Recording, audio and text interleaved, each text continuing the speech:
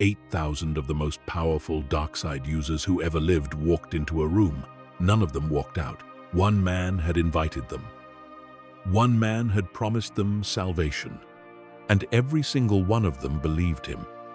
Right up until the moment the ritual began, and they understood, too late, what they had actually been invited to.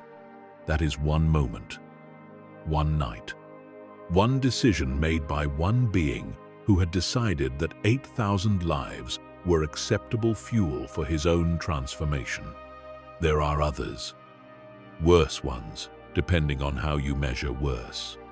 A planet drained of every living thing from orbit. A library holding 10,000 years of knowledge burned in a single night. An entire order of guardians killed, not in battle but by the soldiers they trusted, carrying a termination order encoded in their biology before they were old enough to walk. Children in a temple at the end. This is the history of the Sith, told not through their victories, but through what those victories actually cost. What was consumed, what was destroyed and did not come back, what the dark side took and kept. The Sith spent 25,000 years convinced they were winning. What they were actually doing is harder to explain, but you will understand it by the end. We begin at the very beginning. At the moment before the Sith existed at all, when the darkness that would consume so much of galactic history was still just a question being asked by people who were supposed to be on the same side. Before there were Sith Lords, before there was a Sith Empire or a rule of two or 1,000 years of secret war, there was a single disagreement among people who were supposed to share the same purpose. It sounds small when you say it like that. A philosophical dispute among Jedi. An argument about the nature of the Force itself. But that argument ended with hundreds of exiles being cast out past the edge of known space. And within a few generations, those exiles had built a civilization defined entirely by dominance and hunger. The darkness that followed is called the 100-Year Darkness. It did not begin with violence. It began with a question. The question was this: if the Force encompasses all things, if it is truly the energy that binds the galaxy together, then why do the Jedi only cultivate one half of it? The Jedi of that era were already several thousand years old as an order. They had their traditions, their hierarchy, their deeply embedded philosophy that the light side was the path to truth and the dark side was the path to ruin. A Jedi named Zendor did not accept this. He and a growing number of followers believed the Jedi were artificially limiting themselves, that true mastery of the Force meant mastery of both its aspects, that the boundary the Jedi had drawn between light and dark was an invention of fear rather than a reflection of reality. They wanted to study the dark side. They wanted to learn from it, work with it, incorporate it into their understanding. The Jedi Order said no. The Jedi Order had been saying no to that question for so long that the no had become a wall. And Zendor decided he was done living behind it. What followed was a conflict that lasted roughly a century and burned across dozens of star systems. The Jedi called the dissidents Dark Jedi, and the name stuck. Though, at first, the distinction was ideological as much as anything else. These were people trained in the same traditions as the Jedi who opposed them. They knew the same techniques, held the same intuitions about the Force, understood the same vulnerabilities. They were not an alien threat from beyond the Rim. They were former brothers and sisters who had stopped believing in the same things. That made the war personal in a way that most wars are not. Jedi who had trained together who had sparred and meditated and learned side by side, now faced each other across battlefields. The intimacy of it made everything worse. The Republic and its Jedi defenders eventually prevailed. After decades of conflict, the Dark Jedi were broken as a military force. Their leader fell. Their strongholds were taken one by one. The survivors found themselves in a position that had no good outcomes. Execution was possible. Imprisonment was possible. But the Jedi made a different choice. They chose exile. The Dark Jedi survivors were put on ships, pointed toward the edge of the known galaxy, and told not to come back. They sailed out past the frontier of Republic space and into regions that had never been charted and never been settled, at least not by anyone the Republic had ever met. What they found instead was a species that would change everything. The Sith species were not human. They were red-skinned humanoids with a deep and ancient connection to the dark side of the Force. A connection so fundamental it was woven into their biology in ways that made them unlike anything the exiled Jedi had ever encountered. They had built a civilization on that connection, a culture of sorcery and alchemy and dark arts that had been practiced and refined for thousands of years before the first human ever trained in the Jedi Temple on Coruscant. When the exiled Dark Jedi arrived in Sith space, they found a people who in some ways had been waiting for them, not because they had any foreknowledge of who was coming, but because everything about their culture had been building toward a meeting with someone who could truly match them on the terms they understood. The early encounters were violent and territorial. The Sith had no particular reason to welcome strangers who arrived claiming power, but the exiled Jedi had something the Sith had never encountered before: formal, systematic training in Force techniques that the Sith had only intuited, methods of combat and control and manipulation that complemented and dramatically amplified what the Sith already knew. The Sith recognized potential in these visitors, and the Dark Jedi, desperate, exiled, cut off from everything they had ever known, recognized in the Sith an opportunity they had not expected to find. Within a generation, the Dark Jedi had not just integrated into Sith society. They had risen to its very top. The strongest among them became rulers, treated as gods by the Sith people who saw their Force abilities as divine mandate. They intermarried with the Sith, combining bloodlines and traditions and techniques in ways that created something genuinely new, something that bore only partial resemblance to either of its parents. The resulting civilization, part exiled Jedi, part ancient Sith, part something that had never existed before anywhere in the galaxy, became what history would eventually know as the Sith Empire. Its rulers called themselves Dark Lords of the Sith. They built tombs and temples and holocrons filled with knowledge that the Jedi Order had declared off-limits. They practiced alchemy that could reshape living creatures into weapons. They accumulated power in ways that the original Jedi Order would have found incomprehensible. There is something that needs to be held onto when thinking about the 100-year darkness. Something that the scale of what came after tends to obscure. The exiled Dark Jedi were not monsters when they left Republic space. They were people who had asked a question and been expelled for asking it. Some of them were genuinely searching for truth. Some were angry. Some were frightened. All of them were cut adrift from the only world they had ever known and dropped into a darkness they had not chosen. What they built in that darkness was a response to circumstances as much as it was an expression of who they already were. They chose the Sith. They chose the power being offered. They chose to rule rather than to serve. And that choosing, repeated across a generation, and then another, produced something that would damage the galaxy for the next 25,000 years. The darkness of the 100-year. Darkness is not just the war, though the war was devastating. It is the transformation.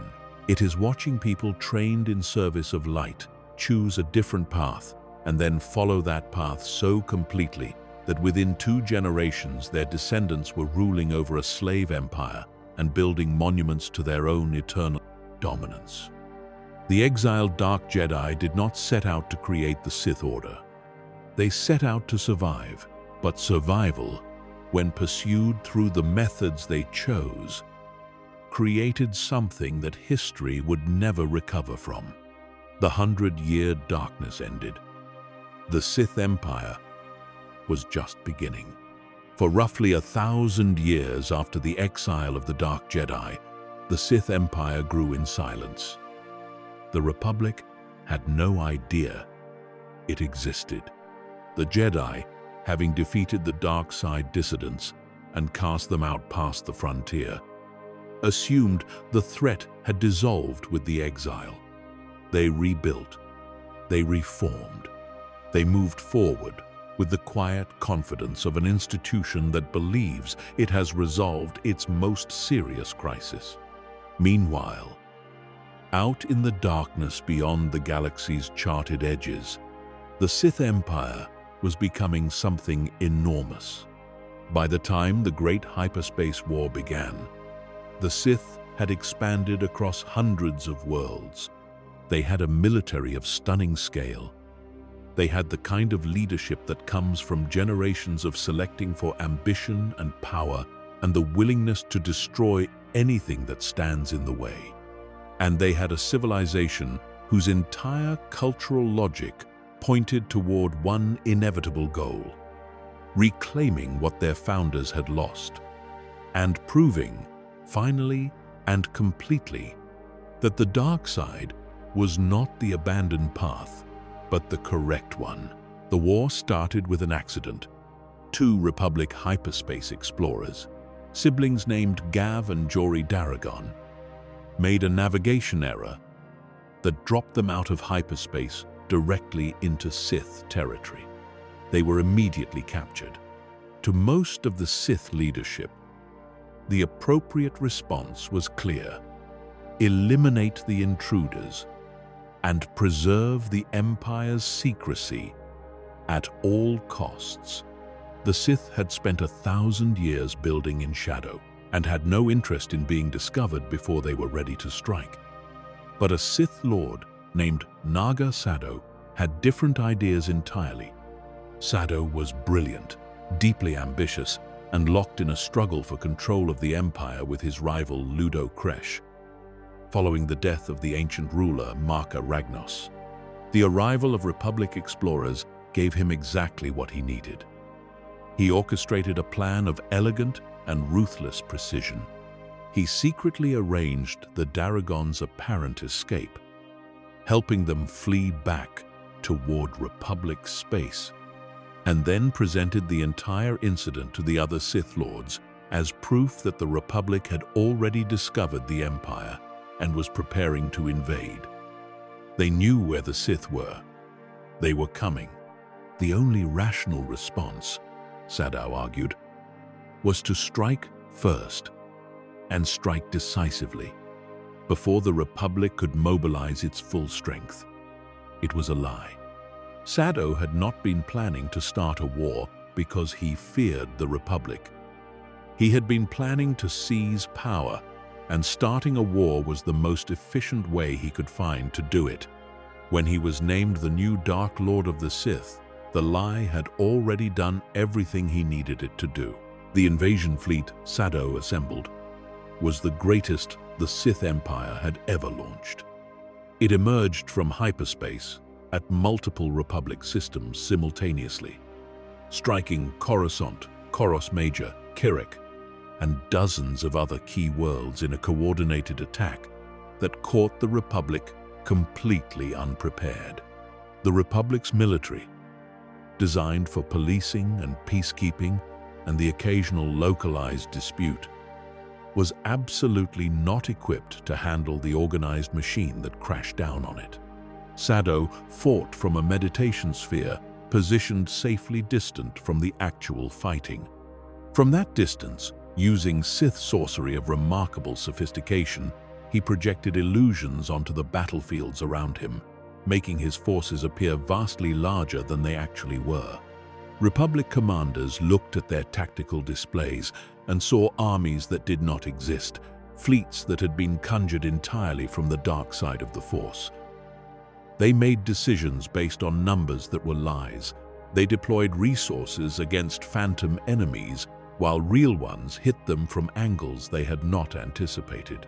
For a time, it worked with terrible effectiveness. The Republic reeled.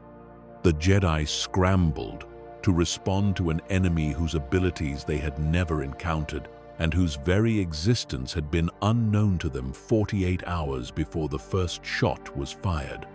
But then Sado's concentration broke. The exact mechanism matters less than the effect. When he lost focus, his illusions dissolved entirely. Republic commanders suddenly saw the truth. The enemy force was significantly smaller than what they had believed they were facing. The panic cleared. The mathematics changed. Republic forces rallied, and the momentum of the entire invasion reversed in a matter of hours. Kresh, the rival Sado had outmaneuvered to claim the Dark Lord's throne, had not spent the time of the invasion in idle waiting. He had attacked Sado's own territories during the campaign, opening a second front that pulled resources away from the Republic operation. Sado found himself fighting on two sides simultaneously, and neither side was going well. He fled. He took what remained of his fleet and ran, first back towards Sith space, and then beyond it, running until he found Yavin 4, a jungle moon so distant and obscure that no one would think to look for him there.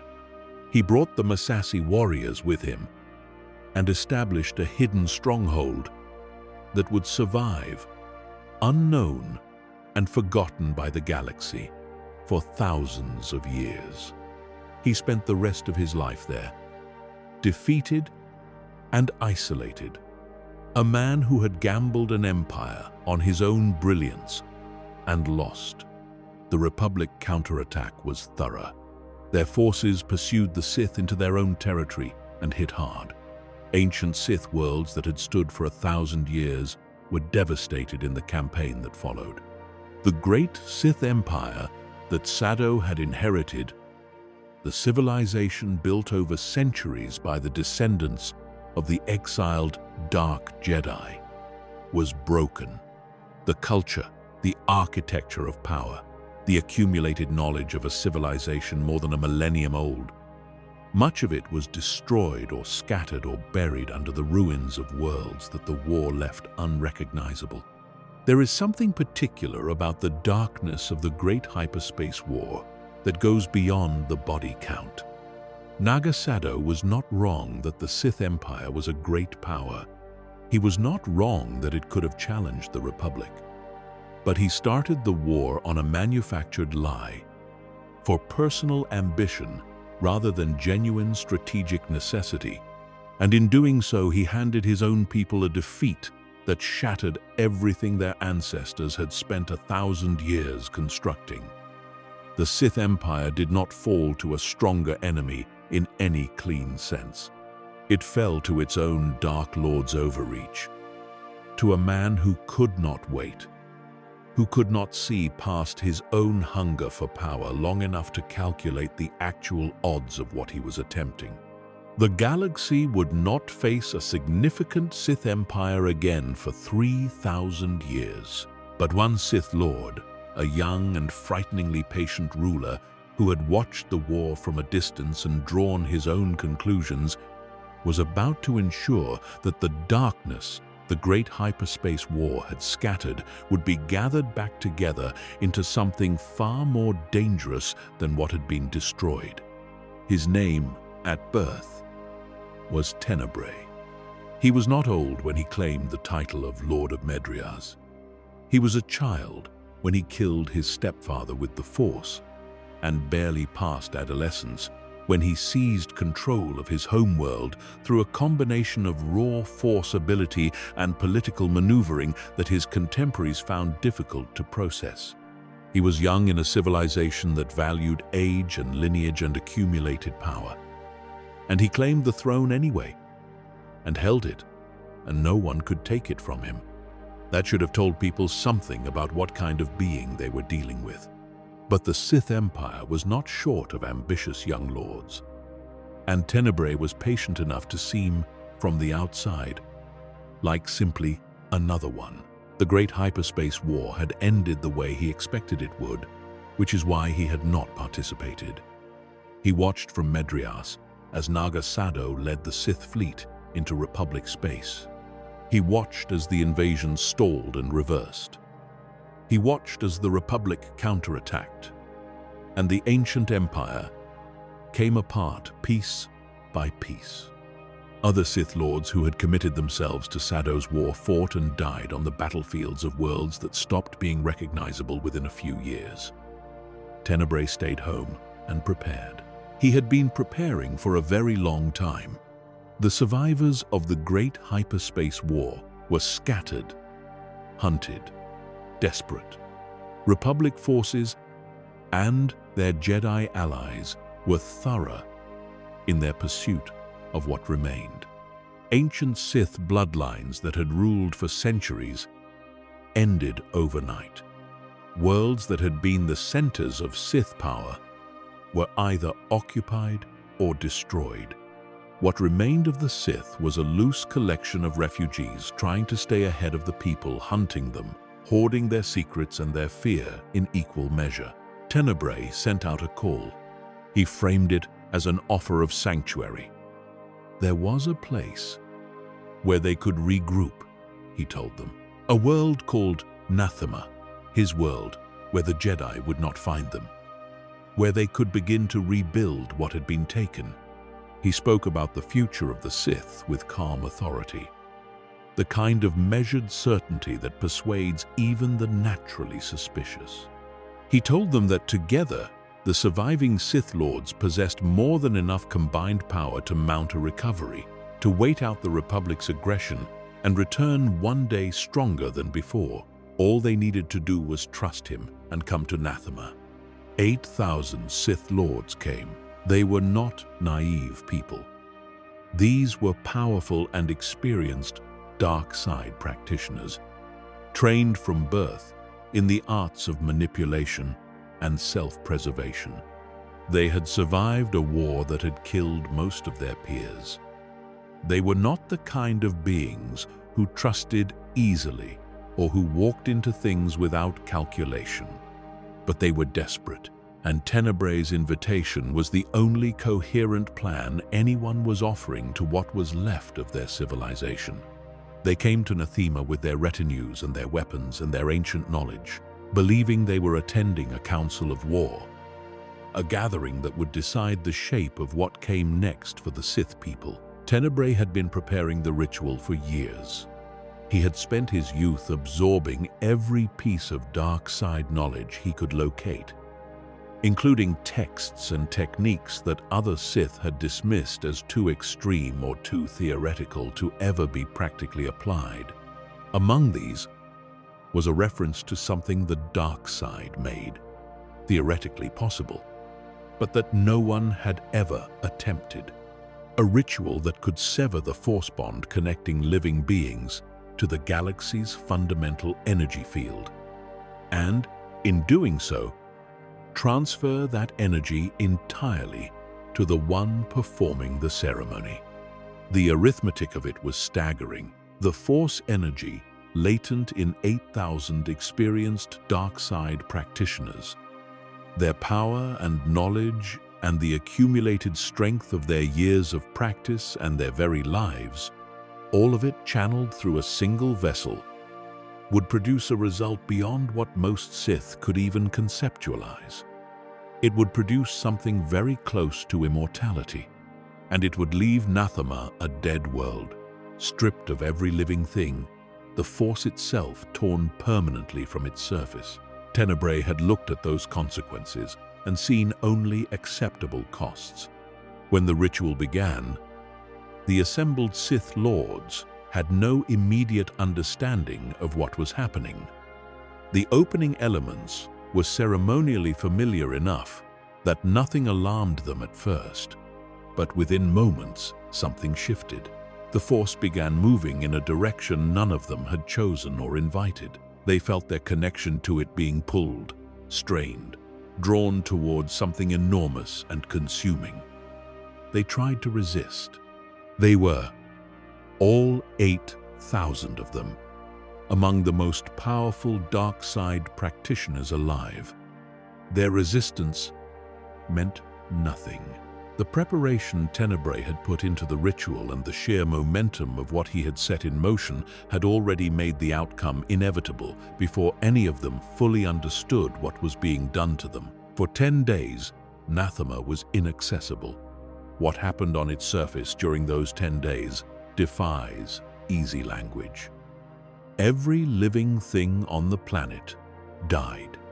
Not in the violent, sudden way that weapons produce death, but in the quieter and somehow more terrible way that comes from having the Force itself withdrawn from a living world. Trees withered where they stood, without falling, as if even collapse required more energy than remained. Animals stopped moving. Insects fell from the air. The Sith Lords, who had come to Nathema seeking salvation, found themselves experiencing what it feels like to have everything that makes life possible drained away from them in degrees, their power and their knowledge and their very existence consumed by the ritual that Tenebrae had constructed for exactly this purpose. They fought until they had nothing left to fight with. They fell one by one, and then by dozens, and then by hundreds. 8,000 of the most powerful dark side users alive, along with every other organism on the planet, from the largest creature to the smallest microorganism, all of it consumed in a ritual that lasted 10 days and ended in perfect silence. Nathema was dead, not damaged, not depopulated, dead in a way that had no precedent anywhere in the recorded history of the galaxy. The Force had been torn from the world itself, leaving behind something that Force sensitives who visited the planet in later centuries would describe with consistent horror as worse than emptiness. Not an absence of the Force, but an awareness of its own absence. A wound in the fabric of reality that could be felt before you even landed.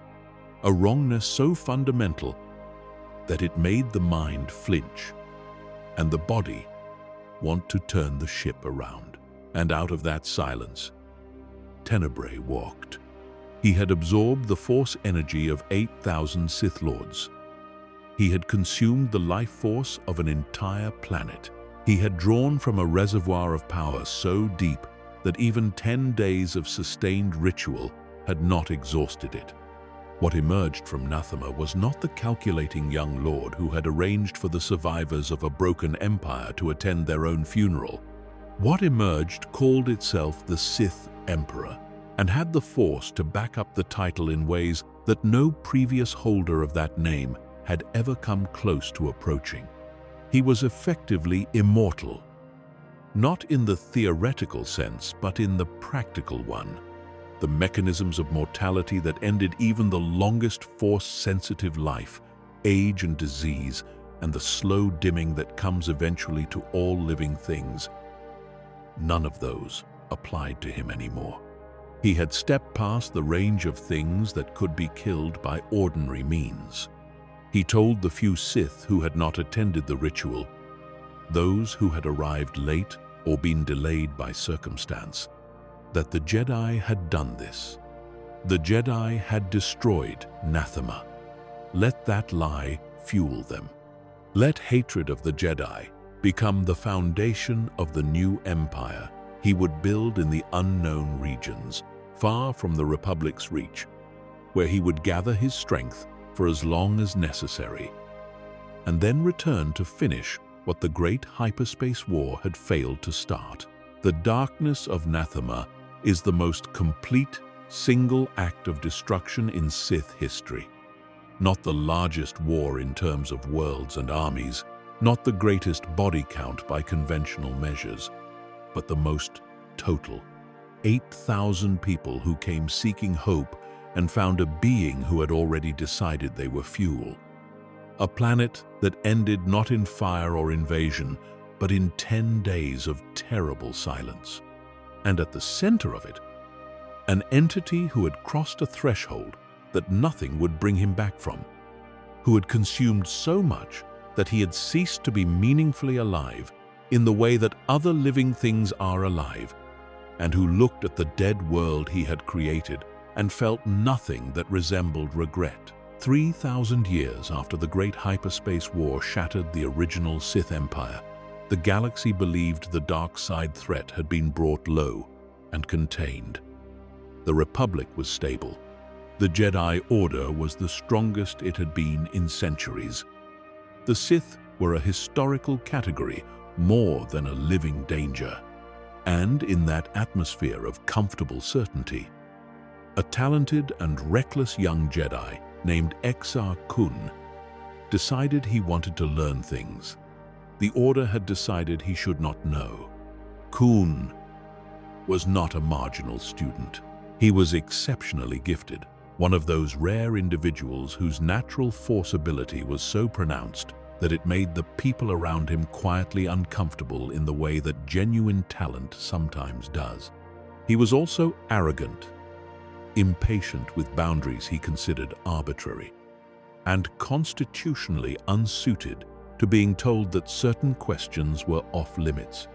The Jedi archives contained records of Sith knowledge, sealed sections, and restricted texts, artifacts recovered from the ruins of the Great Hyperspace War, and subsequent conflicts that the Order kept precisely because destroying them seemed more dangerous than preserving them under careful guard. Kun found his way into those records. He told himself it was scholarship. He told himself that knowing a thing was not the same as becoming it. He told himself a great many things that the Force could have told him were not quite true if he had been listening to the Force rather than to his own ambition.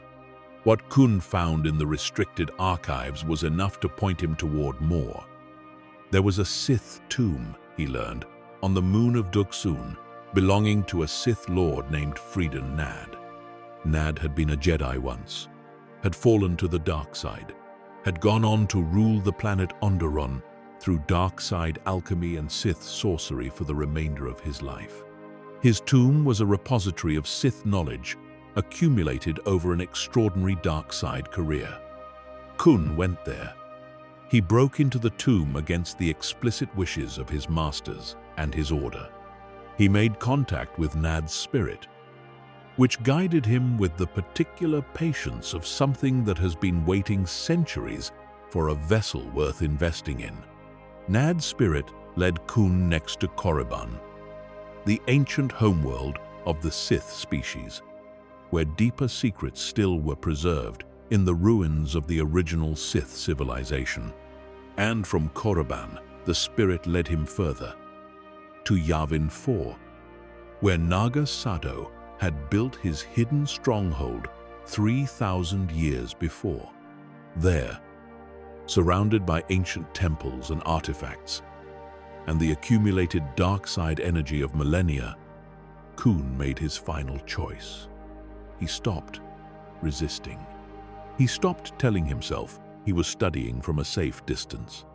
He surrendered to the dark side completely and enslaved the Massassi, the warrior descendants of Sado's followers, who had remained on the jungle moon for 3,000 years, making them his labor force and his army, and declared himself a new Dark Lord of the Sith.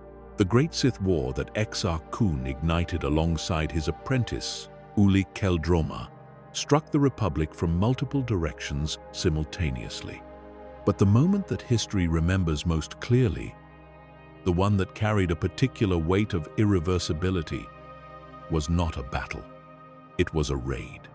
Ossus was the great repository world of the Jedi Order, a planet whose libraries and archives held the accumulated knowledge of centuries of Jedi history. Scholars estimated that Ossus contained more information about the Force, about galactic history, about the techniques and traditions of countless generations of Jedi, than any other single location in the known Republic. It was the Order's memory. It was where knowledge was preserved because the people doing the preserving understood that once knowledge is lost, it is lost completely, and the galaxy becomes smaller and darker for the absence. Kun sent his forces to Ossus to steal what could be taken and destroy everything that could not. The attack came during a catastrophic stellar event that was already threatening the world. A nova in the nearby Kron cluster that had been deliberately triggered by Sith weapons. As part of the larger campaign, Republic and Jedi forces were scrambling to evacuate the planet's population and its irreplaceable artifacts when Kun's ships arrived. The chaos of the emergency evacuation made organized defense nearly impossible. Sith forces tore through the libraries with ruthless efficiency, taking what Kun wanted: ancient artifacts and weapons and records of Sith super weapons he intended to use, and burning the rest with a thoroughness that suggested they understood exactly what they were doing and had no interest in leaving anything that might prove useful to the people trying to stop them. What burned in those libraries was not merely information. What burned was the recorded experience of generations of people who had dedicated their lives to understanding the Force, to finding ways of using it that served life rather than consuming it. Techniques that had taken decades to develop and longer to codify were erased in the time it takes a fire to find something flammable. Languages that only a handful of scholars could read. Accounts of civilizations that had vanished so completely that Ossus was the only place in the galaxy their existence was still recorded. Gone. The fire made no distinctions. It consumed the ancient alongside the recent, the irreplaceable alongside the merely rare, with the complete indifference that destruction always brings to the things that matter. Kun himself did not survive the war he started. The Republic eventually rallied. The Jedi assembled what forces remained to them and struck back. The final assault on Yavin 4 ended with Kun performing a desperate dark side ritual that severed his spirit from his physical body and trapped his consciousness within the ancient temples, a state of neither life nor death that he would inhabit for the next 4,000 years. His body was destroyed. His physical presence was ended, but Ossus was still ash. The knowledge burned there was still gone. Wars end and governments rebuild, and the physical damage of conflict can, given enough time and resources, be repaired. Knowledge does not work that way. The texts destroyed on Ossus were not backed up somewhere safer. The techniques lost in those fires were not recorded in duplicate on worlds that survived. What was gone permanently. The Jedi Order would spend the rest of its history operating with pieces of itself missing, reaching for knowledge that should have been available, and finding only the memory of where it had once been kept. Exar Kun wanted power. He found it briefly, and it destroyed him the way power without discipline destroys eventually. But what he destroyed in his reaching for it, the world memory housed in Ossus's libraries, that darkness had no equivalent ending. It simply persisted, a permanent subtraction from the galaxy's understanding of itself. A quieter and longer-lasting wound than anything the Great Sith War's battles had produced. In the centuries after Exar Kun's war, the galaxy did not find the peace it thought it had earned. New conflicts emerged, overlapping and reinforcing each other, each one leaving behind residue that the next conflict would build on. The Mandalorian Neo-Crusaders, under a new Mandalore called the Ultimate, began carving through the Outer Rim with a violence and speed that the Republic's stretched and war-weary military could not effectively answer. For years, the Jedi Council watched and waited, fearful that involving themselves directly would be another trap laid by dark side forces, operating from some angle they could not yet see. The galaxy burned, while the people best positioned to help decided that caution was the appropriate response. A Jedi named Revan decided it was not. Revan was not the kind of person who waited when he could act. He was also, more relevantly, not the kind of person whose understanding of what needed to be done ever stopped at the edge of what he was comfortable with. He was exceptionally gifted, strategically, deeply perceptive about people and systems and the vulnerabilities of both, and willing to follow a strategic logic to conclusions that made the people around him deeply uncomfortable. He gathered fellow Jedi who agreed with him that the Council's inaction was a moral failure, and he led them into the Mandalorian Wars against explicit orders to stay out. Under his leadership, the Republic's military fortunes reversed dramatically. Battle after battle, Revan found the angles that had been missed, exploited the weaknesses in Mandalorian tactics that other commanders had either not identified or had identified and chosen not to use because of what using them would require in terms of cost. The war changed Revan. This is well documented and not particularly surprising, given what the war asked of everyone who fought it. What is perhaps more striking is how clearly the change was visible to people around him and how it simply did not stop. He began wearing a mask, never showing his face in public, presenting a symbol rather than a person. His strategies grew increasingly cold and calculating, willing to sacrifice not just tactical positions but actual lives, Republic lives. If the strategic mathematics argued for it, he was still fighting for the Republic. He still believed in what he was doing, but the gap between where he had started and where the war was bringing him grew wider each year, and he seemed either unable or unwilling to fully register what was happening to him. The war reached its climax at Malachor V, and what happened there is the darkest single tactical decision in the history of either the Jedi Order or whatever Revan had become by that point in the campaign. Malachor V was not chosen accidentally. It was a world already saturated with dark side energy from ancient conflicts, a place where the Force felt heavy and distorted even before Revan arrived, and that quality served his purposes in ways he understood better than most. He had arranged for a superweapon to be built and waiting there, a device called the Mass Shadow Generator, designed by a Zabrak engineer named Bao Dur under Revan's specific direction. The weapon was capable of creating artificial gravity anomalies of catastrophic magnitude, of warping space itself into something that tore apart whatever was caught inside the effect radius. Revan lured the main Mandalorian fleet to Malachor V using tactical bait, drawing the largest concentration of enemy forces anywhere in the galaxy to a single location where they could be destroyed all at once.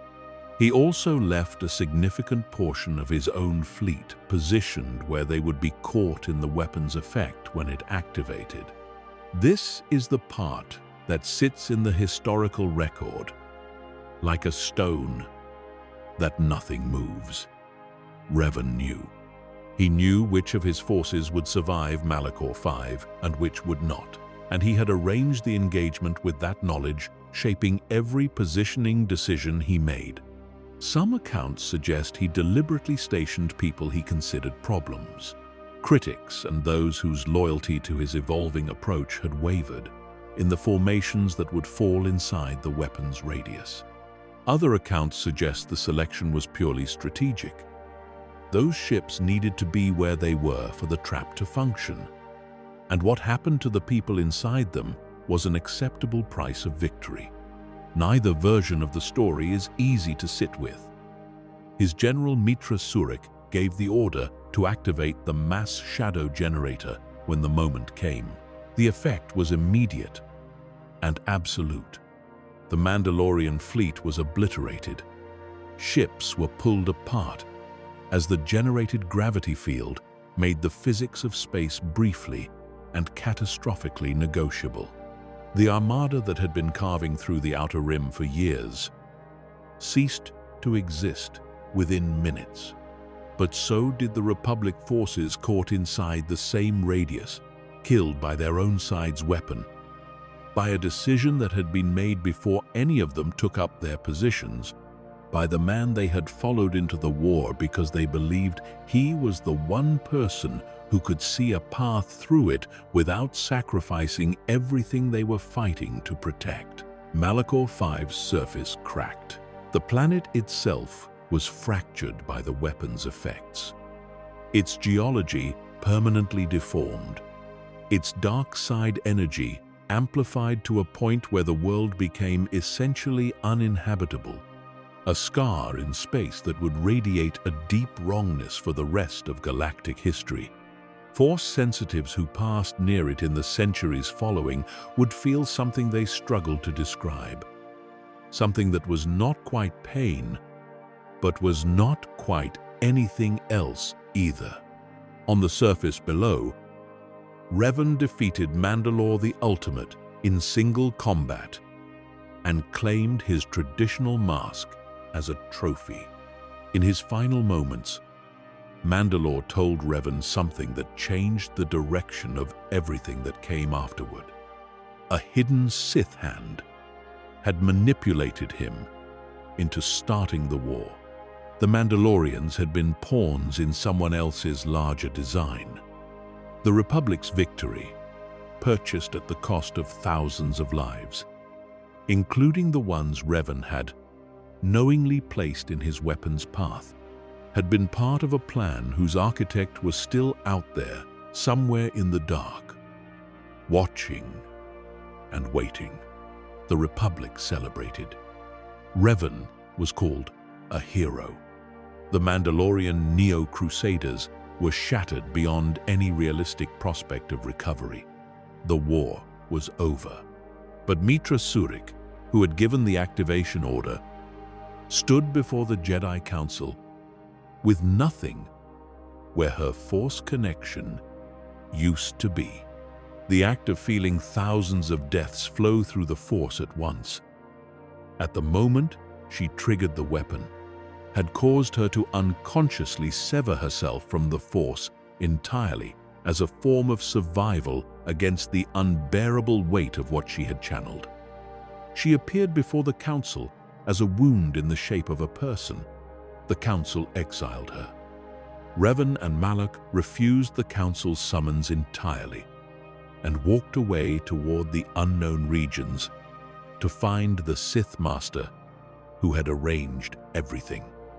The darkness of Malachor V is not only the scale of the deaths, vast as that scale was. It is the knowledge that Revan knew, that he looked at the people trusting him and made a calculation that included their deaths as a line item. And then he executed that plan with the same precision he brought to everything else. The gap between what the war was supposed to be about and what he was actually willing to do to win it is its own particular kind of darkness, quieter than an explosion, and in some ways more lasting. There are Sith who conquer through armies. There are Sith who bend history through patience and manipulation spread over centuries. And then there is Darth Nihilus, who was not any of those things. Nihilus was a wound. He was a hole where a person used to be, a force-shaped absence that had learned to hunger and had forgotten everything else. He was not a general or a philosopher or a strategist. He was an appetite. And the only thing that distinguished him from the other consuming absences of the dark side was the scale of what he consumed. His origins were in the destruction of Malachor V. When the mass shadow generator activated and tens of thousands of beings died simultaneously, many of them force-sensitive, the psychic shockwave propagated through the force like the aftershock of something that the force itself had not been built to accommodate. Most people within range of that shockwave simply died or were traumatized in ways that took years to begin to understand. A small number of force sensitives were changed more fundamentally. The wound that the generator tore in the force at Malachor became, in some of those survivors, a wound in themselves. And some of those wounds learned to feed. What emerged from the aftermath of Malachor V included beings called wounds in the Force, individuals whose connection to that energy field had been so catastrophically disrupted that instead of drawing on the Force in the way living things normally do, they now drew on life itself, consuming it the way a fire consumes fuel, not from any desire or choice, but because the alternative was their own cessation, and what was left of them could not stop reaching for what it needed to continue existing. Nihilus was the most extreme of these, the man he had been before Malachor. His name and his history and everything that had made him a specific person in a specific place with specific relationships and a specific past was gone completely. What replaced all of that was an appetite so total that it had become the entire content of whatever remained of him. He consumed force sensitives to sustain himself. He consumed entire communities when he found concentrations of them. He consumed worlds, not destroyed them in the conventional sense of invasions and bombings and the normal violence of galactic conflict. He drained them. He positioned his ship, a vessel called the Ravager, in orbit above a planet, and he fed from space. And when he was finished, the world below was silent in a way that nothing natural produces.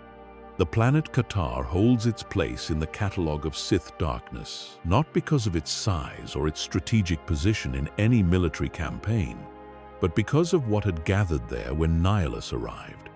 The Jedi Order in the years after the Mandalorian Wars and the Jedi Civil War that followed those wars was in a state of genuine crisis. Revan's War had divided the Order and left deep trauma in the survivors.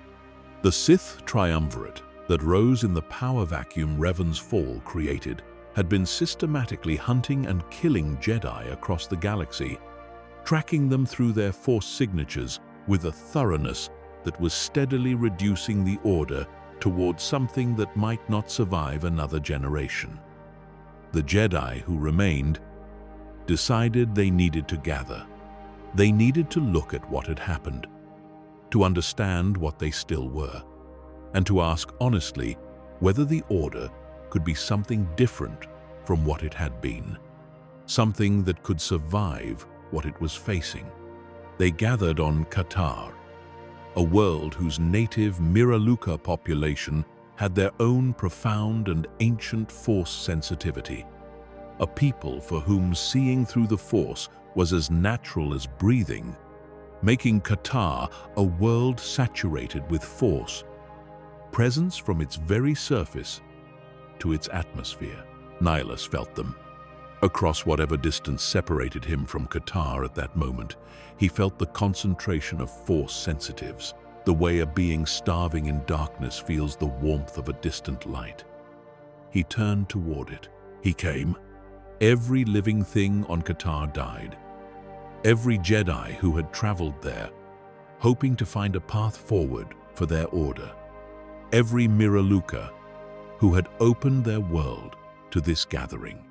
Every creature and plant and microorganism in the soil and air. Nihilus did not descend to the surface. He did not send troops or weapons or any of the ordinary instruments of destruction. He fed from orbit, through the Force.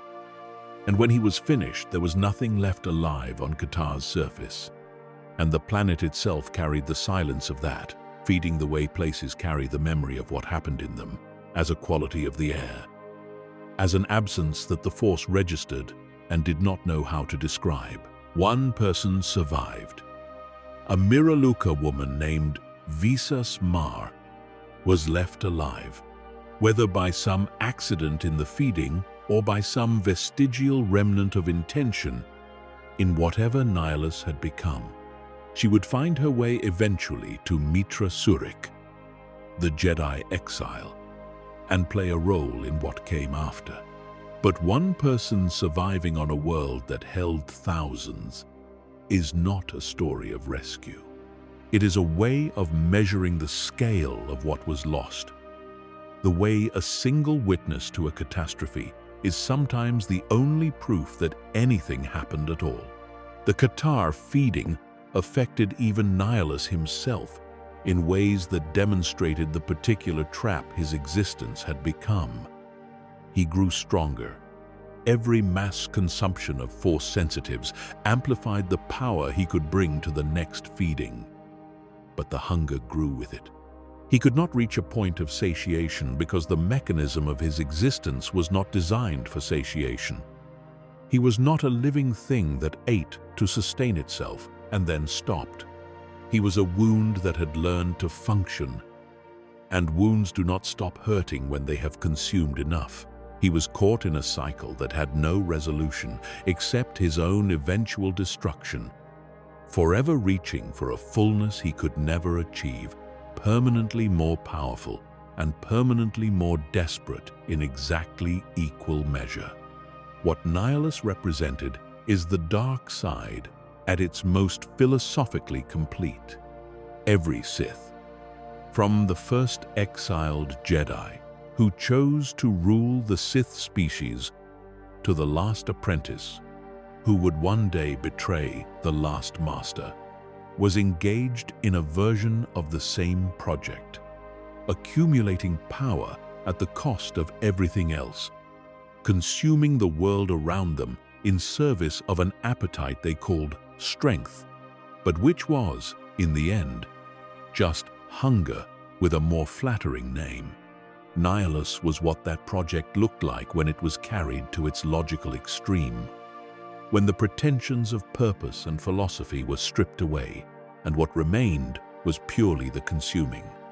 He was a mirror that the Sith Order would not have been comfortable looking into, because what it reflected was not the exception to their nature, but the fullest expression of it.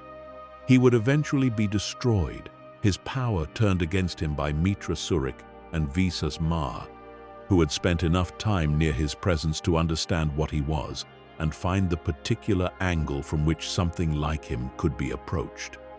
But the Jedi he had consumed on Qatar were not restored by his destruction. The Miraluka people whose world he had drained were not restored. The silence he had made did not end because the thing that made it was gone.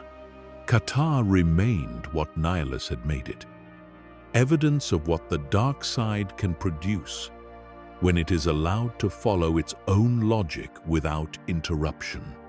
There had been peace, of a kind, between the Republic and the Sith Empire that Vitiate had rebuilt in the unknown regions.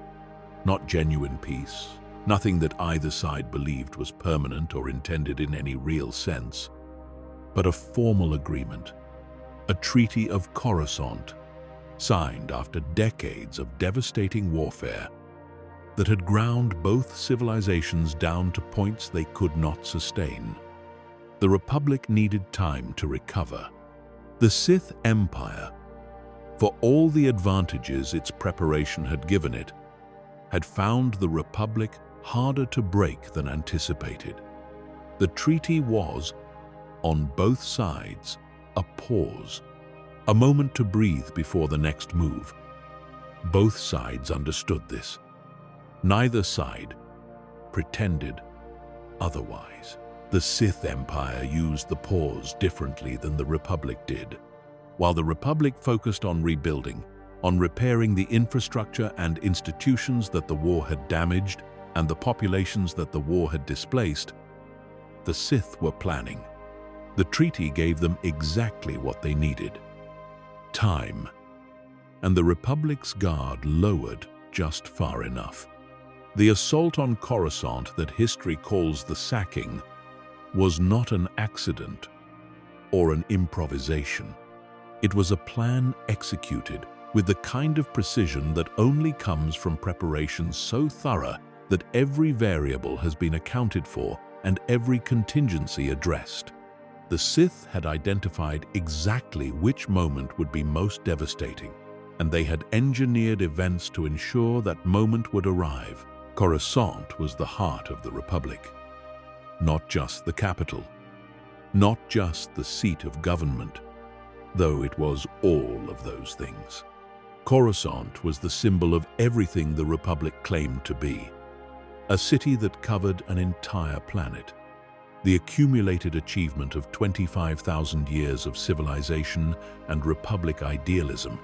The place that proved it was possible to build something stable and lasting and worth defending across generations.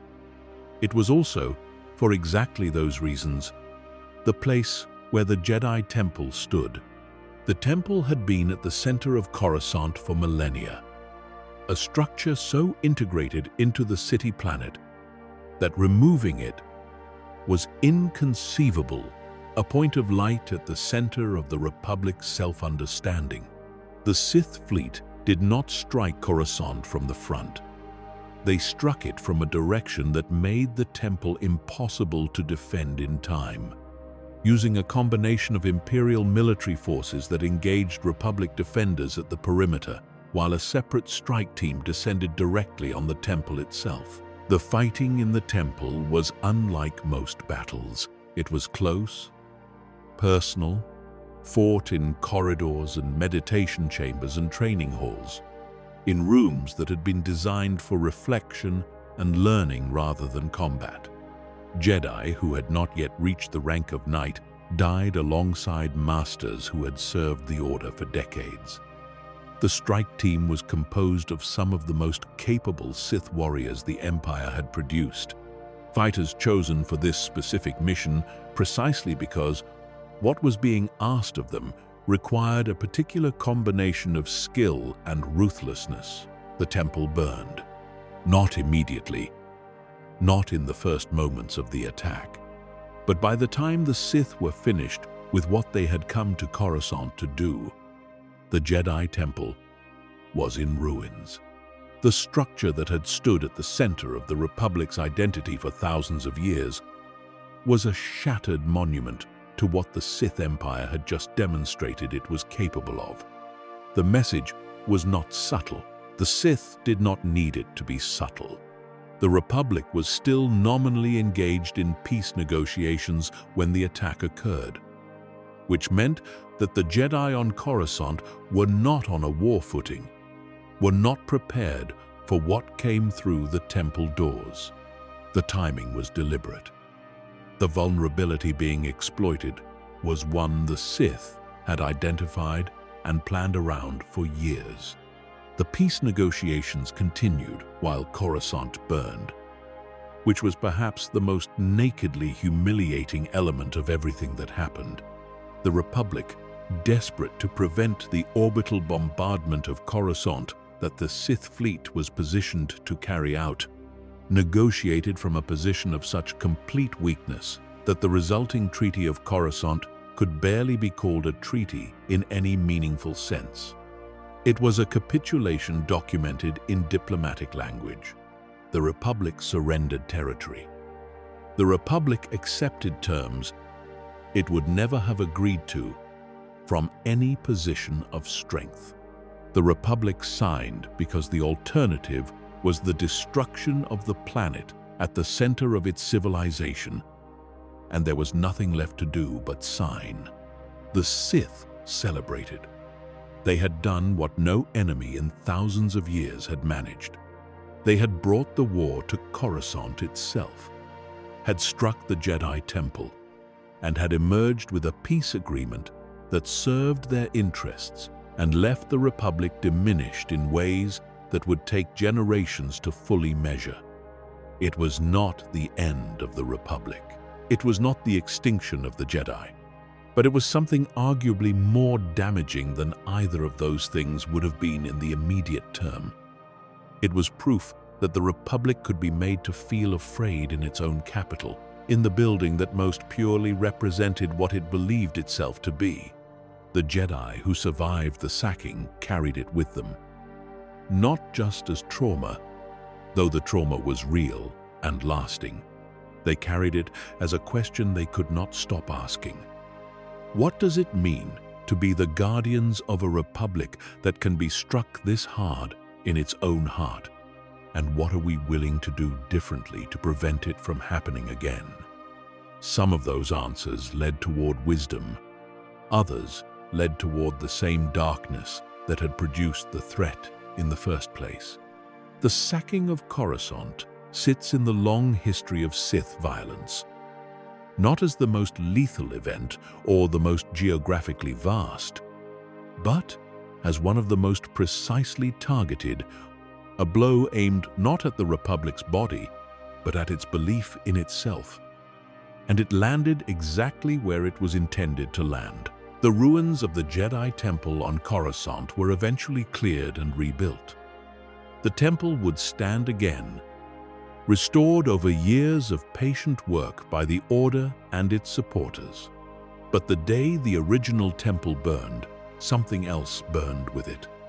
Something harder to name and impossible to rebuild by construction crews working from architectural plans. The sense that the Jedi were safe in their own house, that the temple was inviolable, that the center would hold. That sense did not return when the stones were laid again. The Sith had taken it, and that particular theft had no remedy. 1,000 years is a long time to be at war. Most galactic conflicts are measured in months or years, occasionally in decades when the stakes are high enough and the combatants determined enough to keep fighting long after the logic of the situation would have suggested stopping. The conflict historians call the New Sith Wars did not last months or years or decades. It lasted 1,000 years.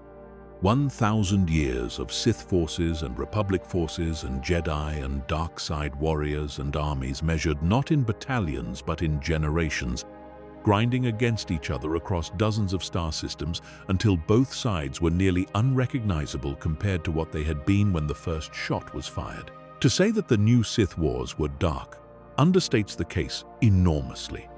They were a darkness so sustained and so comprehensive that they reshaped the entire meaning of the word, pressing it into new shapes and leaving it there. The wars began with the ambitions of a Sith named Darth Ruin, a former Jedi who had fallen to the dark side and turned the scattered remnants of Sith civilization into something resembling a coordinated military force again. He struck the Republic with a ferocity that caught nearly everyone by surprise. Pushing deep into territory the Republic had believed secure for generations. Ruin did not survive long after setting things in motion. A common Sith fate, regardless of the era. Betrayed by his own followers before he could consolidate what he had started. But the conflict he ignited outlived him by nearly 1,000 years.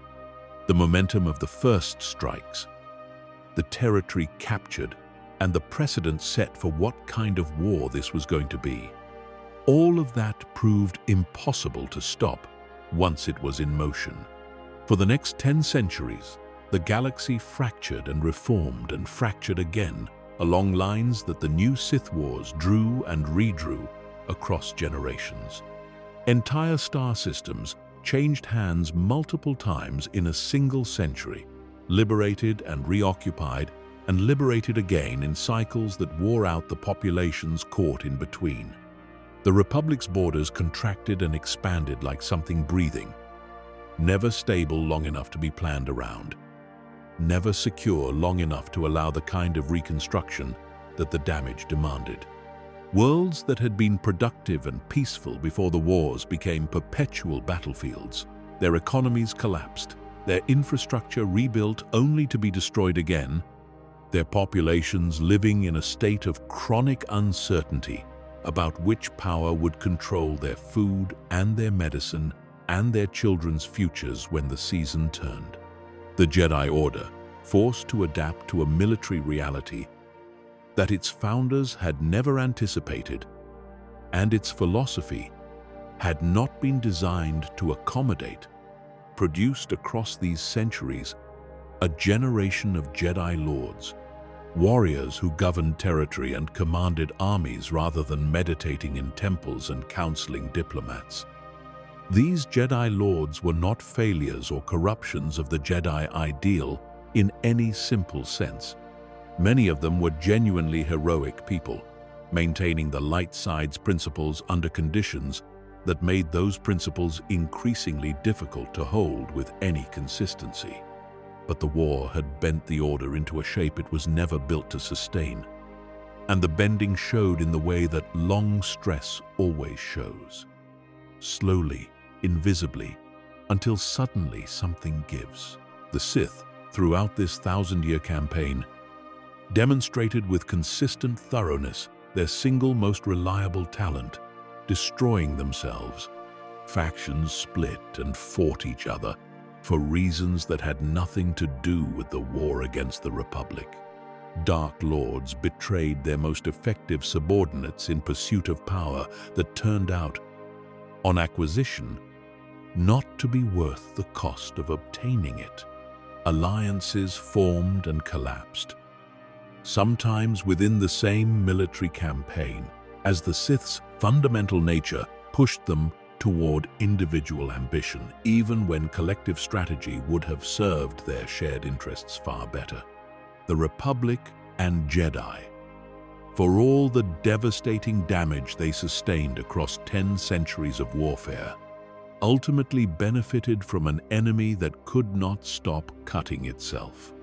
A more disciplined and unified Sith Order might have ended the Republic a dozen times in those 1,000 years. The Sith Order that actually existed kept ending itself instead, repeatedly, and starting over from a smaller base each time.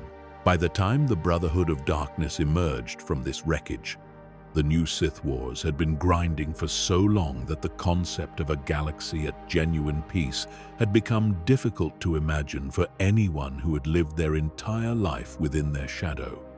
A Sith Lord named Scare Khan proposed something that seemed, if nothing else, rational. Stop fighting each other. Unify under a shared banner. Concentrate the Sith's collective power against their actual enemies rather than against each other. Call it the Brotherhood of Darkness, and let every powerful Sith share the title of Dark Lord, removing the single master hierarchy that had produced so many internecine murders and so much wasted internal energy. It was a sensible idea in the limited sense that ideas born from desperation sometimes are, addressing the most obvious problem without seeing the deeper one. Khan brought the fragmented Sith together under his banner, and for a time, the Brotherhood genuinely functioned as something more cohesive than the Sith had managed in centuries. The Republic responded with its own consolidation.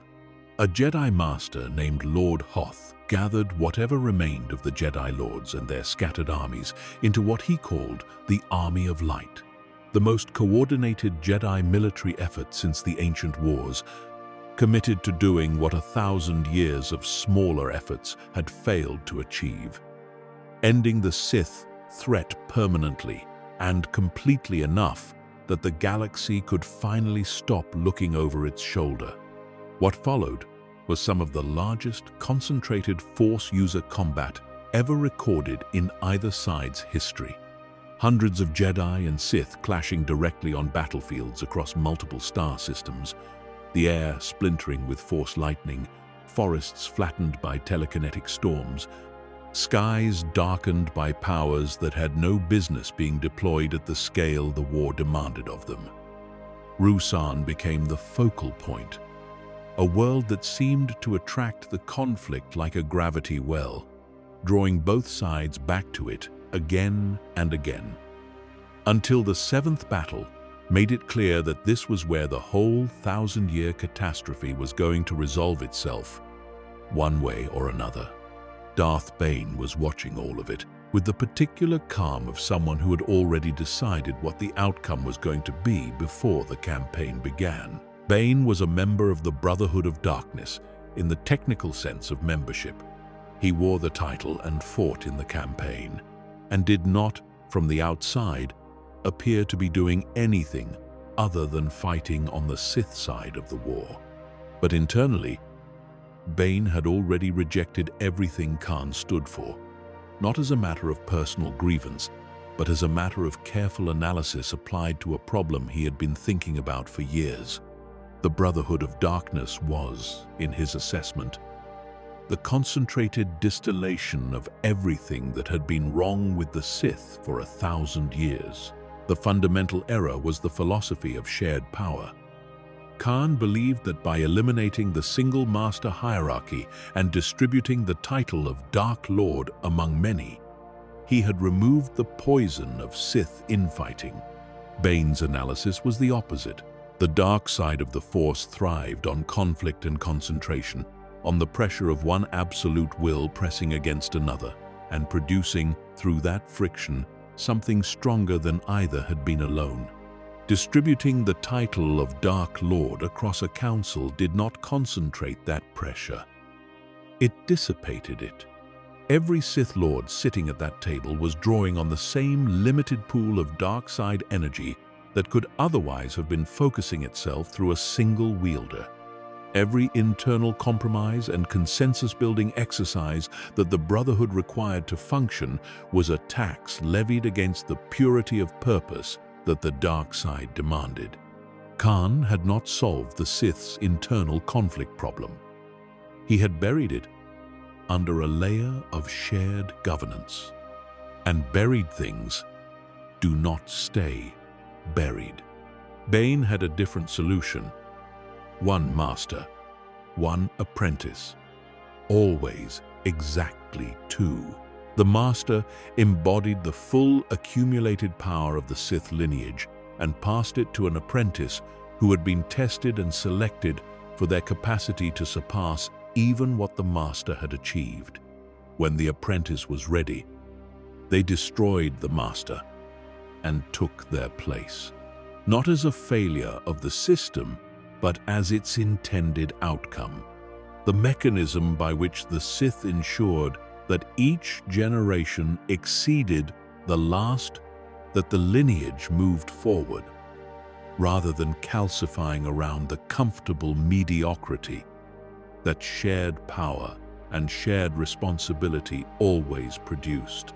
This system would require secrecy and patience in quantities the Thousand-Year War had made impossible, which meant the Thousand-Year War had to end. Khan, as the seventh Battle of Ruusan turned against him and the Army of Light tightened around the Brotherhood's remaining positions, grew increasingly desperate and increasingly unstable. The Brotherhood's vaunted unity under pressure was proving to be exactly what Bane had predicted. An arrangement that worked when things were going well and dissolved when they were not, revealing the individual ambitions and individual fear that it had only ever covered rather than eliminated. Khan could feel the Brotherhood coming apart around him. He could feel the desperation in the collective dark side presence of his fellow lords. The edge of panic that dark side users in crisis always turned toward the most destructive available option. He reminded them of the thought bomb. The texts were ancient. The technique had been theorized and described, but never, to any surviving historical record, actually deployed. The thought bomb was not a conventional weapon. It required multiple Sith Lords working in sustained combination to create a dark side vortex of sufficient magnitude to do what the texts claimed it could do: annihilate every force, sensitive being within its blast radius, not by killing them in the sense that living things normally die, but by something worse, by trapping their consciousness, pulling it free of the body's death before the normal dissolution that death brings could occur, holding the soul in the dark side energy of the vortex in a state of permanent, conscious awareness, with no physical anchor, no possibility of the transition that the Force provides for the dead, and no exit. The Sith Lords who would power the thought bomb would themselves be caught in it. Khan knew this. He presented it to his Brotherhood as the ultimate sacrifice, the final act that would take the Jedi who had cornered them down into the same darkness. They would win in the only way left to them, by refusing to lose alone. Bane encouraged the plan. He knew exactly what the thought bomb would produce. He had read the same texts Khan was working from, and had reached the same conclusions about what the blast radius would do, not only to the Jedi, but to every Sith Lord who participated in the ritual. He had also read enough to understand where the safe distance was. He positioned himself at that distance and encouraged Khan's plan with the precise support it needed to move forward, knowing that what he was actually doing was engineering the simultaneous elimination of the Brotherhood's entire membership and the Jedi strike force that Lord Hoth would inevitably lead in to confront them. Lord Hoth sensed the danger. He felt it through the Force before the ritual was complete, the wrongness of what was being assembled in the caves beneath Ruusan's surface. He understood, with the certainty that the Force sometimes provides to those who are genuinely listening, that pulling his forces back was the safer option. He also understood that the Sith, if given the space the retreat would provide, would find a way to escape. After 1,000 years of war, after the losses and the devastation and the grinding cost of a century of fighting that should have ended 50 years ago, he could not bring himself to let any of them walk away. He gathered his strike force and went into the caves. The weapon detonated. Every Force-sensitive being within the blast radius ceased to exist in the conventional sense. Lord Khan, nearly 100 Sith Lords who had come to Ruusan, believing they were fighting the last battle of a war that would end in Sith dominance or Sith martyrdom. Lord Hoth, his Jedi strike force, who had followed him into those caves because he had asked them to, and because they trusted him, and because 1,000 years of war had made the Jedi the kind of organization where you followed your leader into the dark when they said it was necessary. All of them gone in an instant.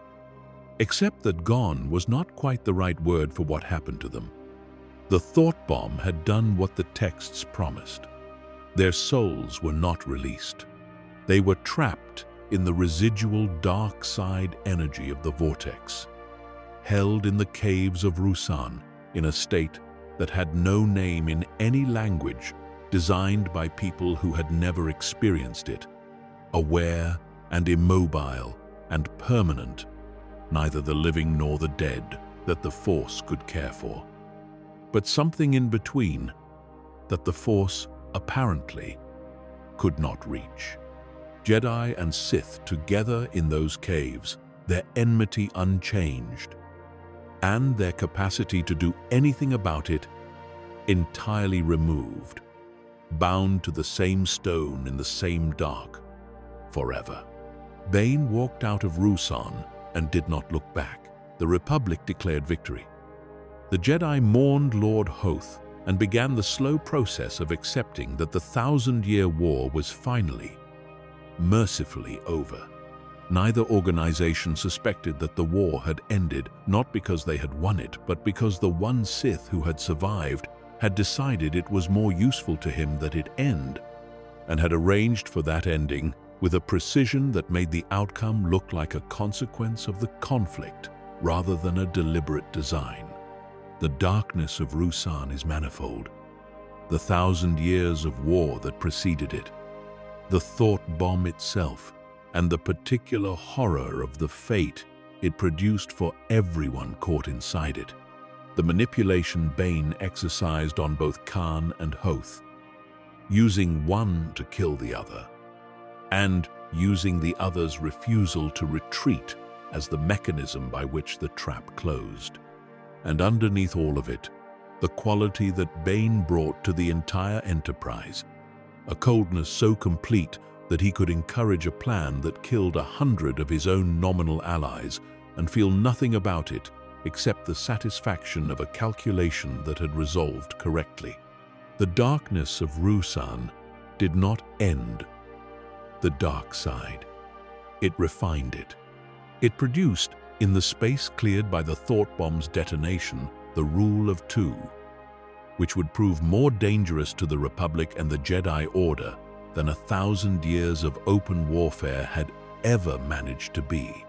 The lineage that Bane built from Ruusan's ruins operated in precisely the secrecy he designed it for, master and apprentice, moving through the galaxy as shadows, working toward a goal that would require centuries of patient preparation to reach. By the time the lineage reached Darth Plagueis, something had shifted in the Sith approach that went beyond the political and military strategy that had defined their work since Bane.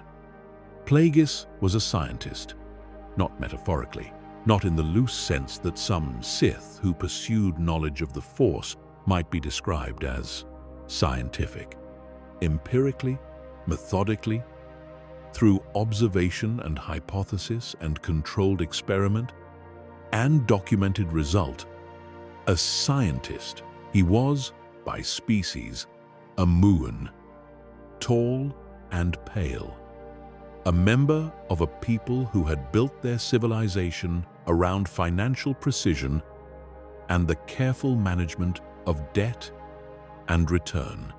Plagueis used this identity with complete awareness of what it provided, a public persona so thoroughly oriented toward concerns that had nothing to do with the Force that a Jedi investigating Sith influence would never think to look at a banking executive as a serious candidate.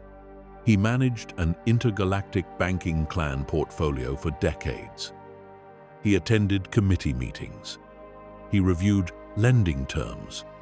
He presented as exactly what a Muun banking executive was supposed to present as. And beneath that presentation, he conducted research that had nothing to do with any of it. His subject was midi-chlorians, and through them, life itself. The Jedi treated midi-chlorians as a medium, the microscopic life forms present in all living tissue through which the Force communicated with beings sensitive enough to receive that communication. You did not study them so much as you listened to what they conveyed. Plagueis had a different relationship with the concept entirely. He saw midi-chlorians as cellular machinery, with definable functions, components of a biological system that could be understood empirically, and once understood, manipulated deliberately. He wanted to know what they did precisely at the cellular level when Force abilities were exercised. He wanted to know what happened to them at the moment of death. What became of the Force connection they maintained, whether the connection could be sustained past the point where the biology that normally supported it had failed. He wanted to know whether the process could be reversed. The experiments he conducted to develop this understanding were not limited to willing participants. He maintained subjects in medically induced stasis for extended periods, sometimes years, testing restoration and revival techniques on beings whose Force sensitivity gave him data that ordinary subjects could not provide. He pushed the boundary between death and revival deliberately and repeatedly, tracking the cellular damage that accumulated with each cycle, mapping the exact point at which the force connection degraded past the threshold of restoration, learning through hundreds of trials what the limits actually were, rather than accepting the theoretical limits that existing Sith knowledge described. When a technique failed and a subject died permanently, Plagueis adjusted his approach and began again. The body of knowledge he accumulated was without precedent in the dark side tradition. No previous Sith had approached the question this way. No previous Sith had had the patience or the systematic disposition to extract this kind of information from this kind of process. He learned across decades of this work to influence midichlorians directly, not to sense them the way force sensitives naturally did, but to direct them, to encourage them to replicate and concentrate within living tissue in ways that the organism's own biology would not produce unaided. The early attempts frequently killed the subjects. Uncontrolled replication turned the body's own cellular machinery against it. Each failure produced data.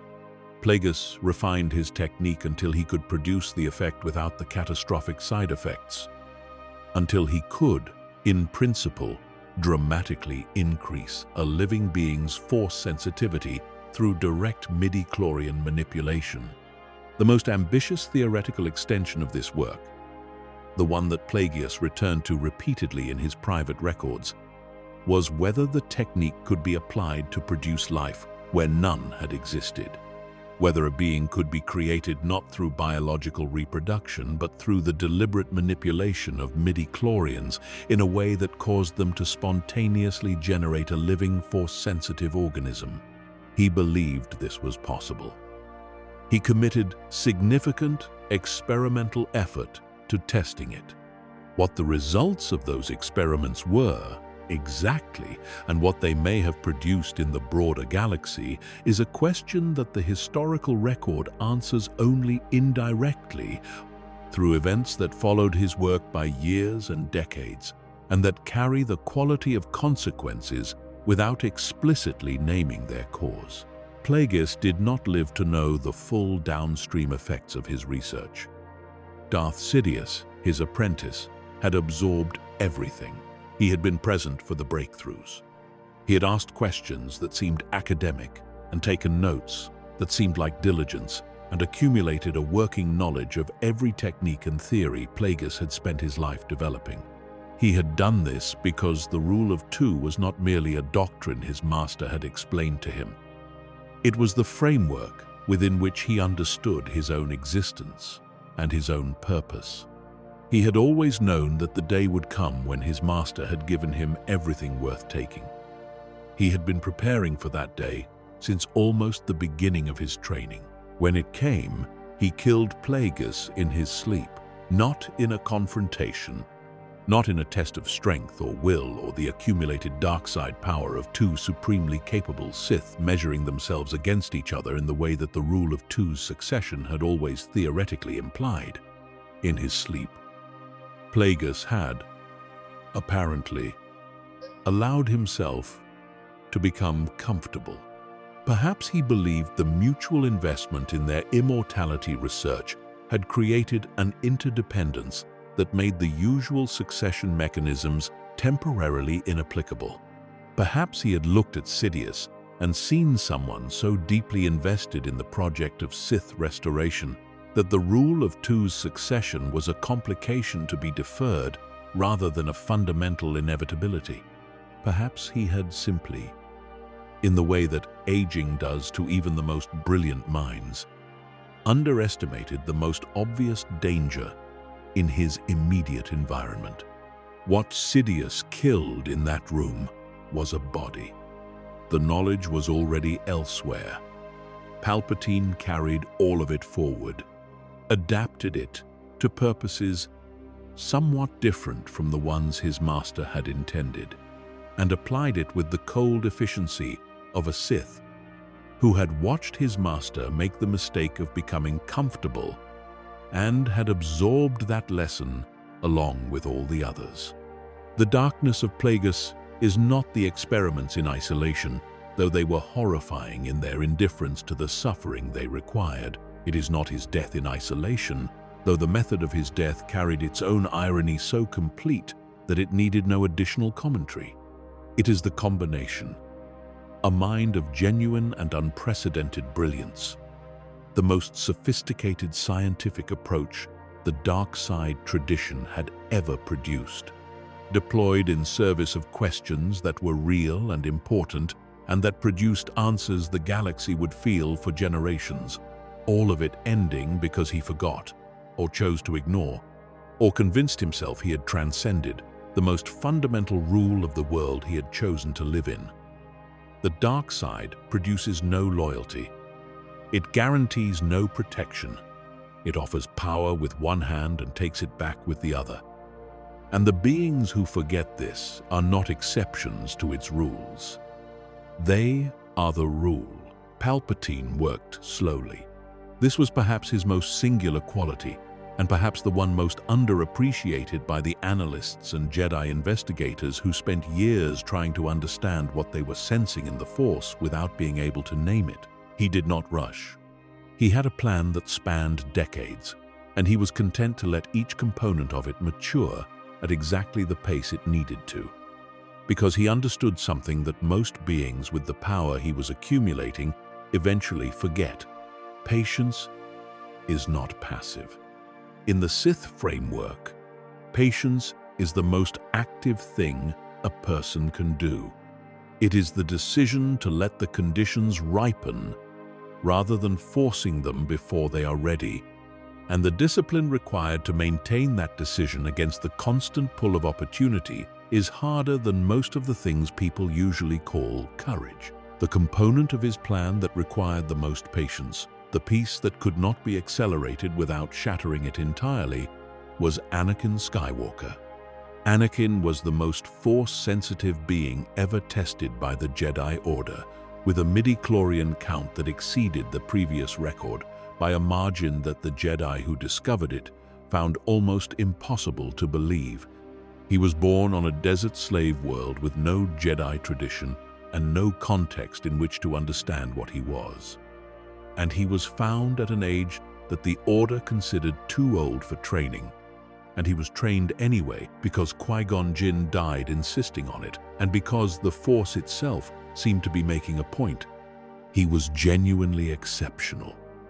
A pilot, a warrior, a strategist, a person whose empathy and attachment ran so deep that the Jedi prohibition on those qualities was not, for him, a philosophical inconvenience, but a daily source of actual pain. He loved people. He was terrified of losing them. And the Order that trained him kept telling him that these things he felt most deeply were the things he needed to feel less. Palpatine began working on Anakin almost from the beginning. Not with obvious dark side recruitment, nothing that would have triggered the Jedi's detection mechanisms or Anakin's own genuine commitment to the Order he had joined, with warmth, with interest, with the particular attention of a powerful and influential person who treats a younger person as though they are more important than the context of the interaction might seem to warrant, creating in the younger person a sense of being genuinely seen that is more seductive than almost anything else that can be offered. He listened. He remembered. He reflected back to Anakin things about himself that made Anakin feel understood in ways the Jedi Council, with its institutional caution about his potential for the dark side, could never quite manage. He also, carefully and gradually, raised the temperature on the specific questions that had always been Anakin's most vulnerable: the fairness of the Order's rules, the sincerity of the Council's treatment of him, the gap between what the Jedi said they were and what they actually did when their institutional survival required compromise. He never attacked the Jedi directly in these conversations. He observed. He sympathized. He noted, with the air of someone who found the situation genuinely regrettable, how much the Order's requirements seemed to cost Anakin specifically, and how the people who made those requirements did not appear to pay the same price themselves. The nightmares about Padmé's death were the opening Palpatine had been building toward for years. He did not create them. He did not need to. Anakin's fear of loss was so fundamental to who he was that it generated its own visions without any Sith assistance. The Force showing him in sleep what his deepest terror looked like in practice. When the nightmares came, Palpatine was ready. In the Opera House, in the story of Darth Plagueis the Wise, he offered Anakin something the Jedi tradition could not: a path, not a guaranteed outcome, not a promise, just the suggestion that the knowledge existed, that someone had understood how death could be cheated, and that this someone had passed that understanding along before his death, and that the dark side was not the enemy of the things Anakin loved, but the only place where the power to save them might be found. Anakin carried this everywhere afterward. He could not unhear it. He could not return to the way he had understood his situation before the story was told to him, because the story had changed the frame within which he was making his decisions. Every Jedi action from that point looked different when filtered through the question of whether they were protecting him from a truth they did not want him to have. Every conversation with the Council about the dark side's dangers looked different when he was wondering whether the danger they were warning him about was the same thing as the power he needed. He was not stupid. He knew, with some part of himself, what was happening to him. But knowing and being able to stop are different things, and the fear of losing Padmé was louder than the knowing. When Mace Windu stood over a defeated Palpatine with a decision to make, Anakin reached out and stopped the stroke. In that moment of action, before the thought was fully formed, the choice was made. Palpatine named him Darth Vader immediately, the name arriving not as a gift but as a sentence, the closing of a door that had been open until that moment and would not be open again. Anakin knew it.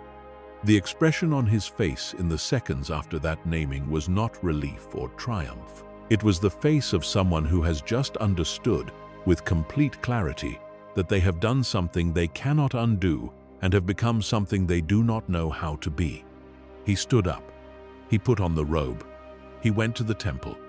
The order had been encoded into every clone trooper's neurochemistry before any of them were old enough to understand what an order was. It was not an instruction given to a soldier. It was a trigger embedded in the biology of beings who had been created specifically for this war, installed alongside all the other programming that made them effective fighters and reliable subordinates, waiting for the activation signal that would turn it from a dormant contingency into a standing command.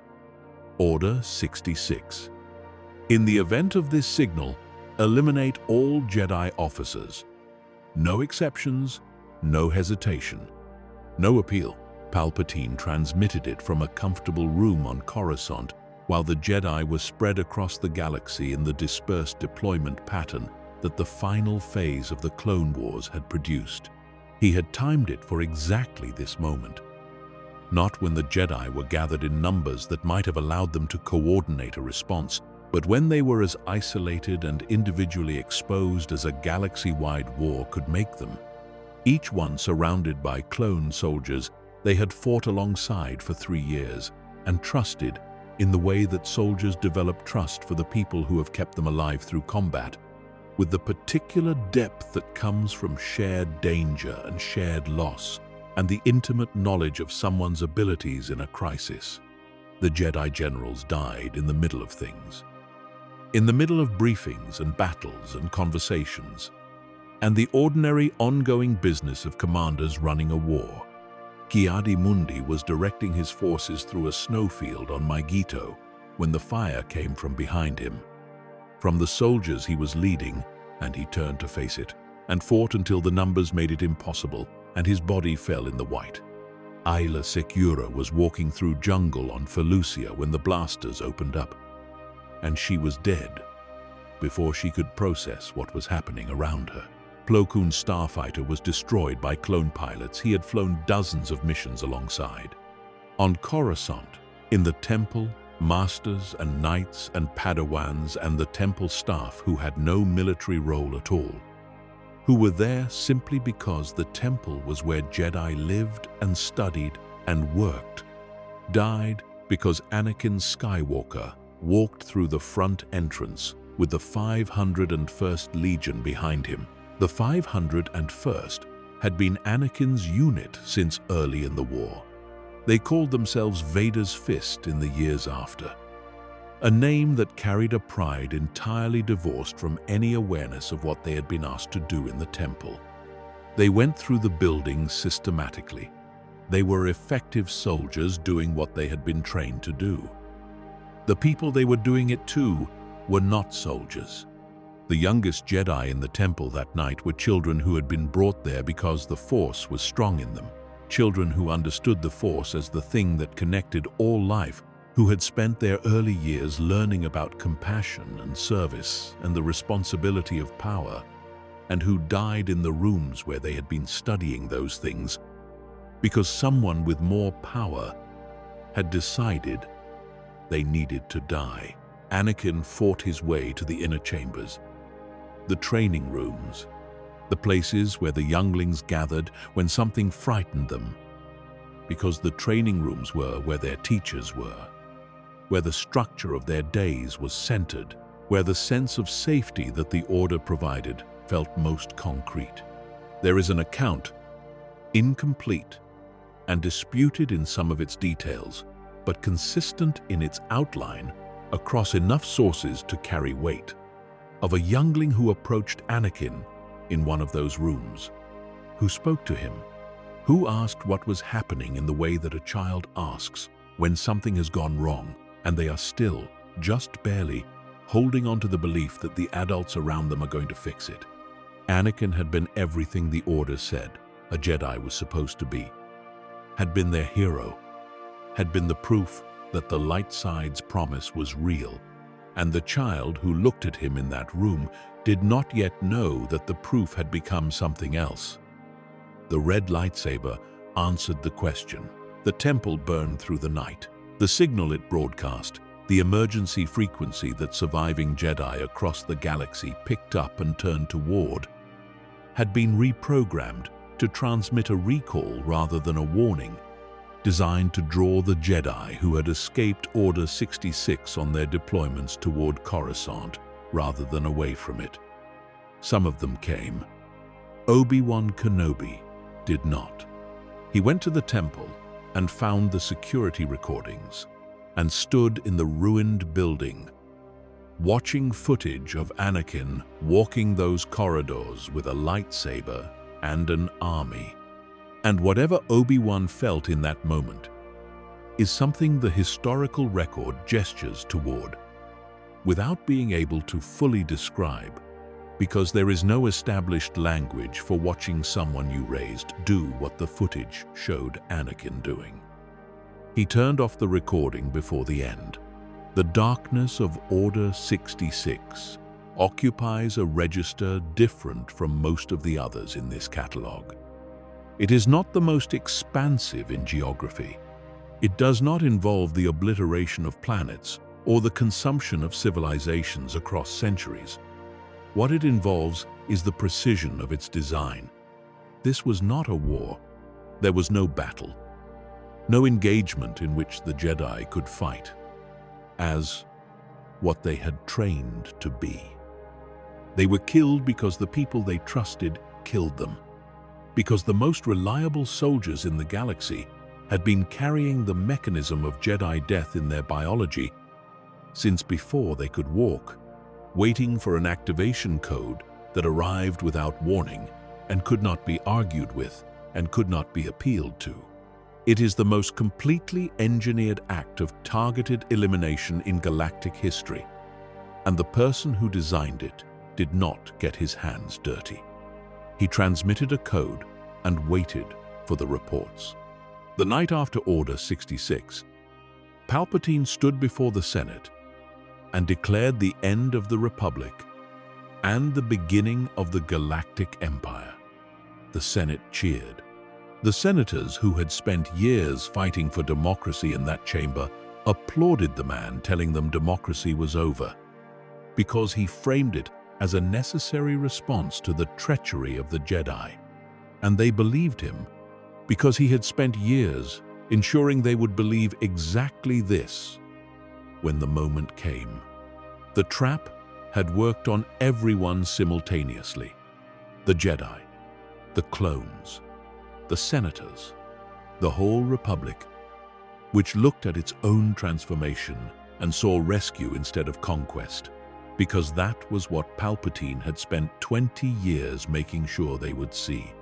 There is a quality to the darkness that the Sith produced across 25,000 years of effort that becomes visible when you stand back far enough to see the whole arc at once.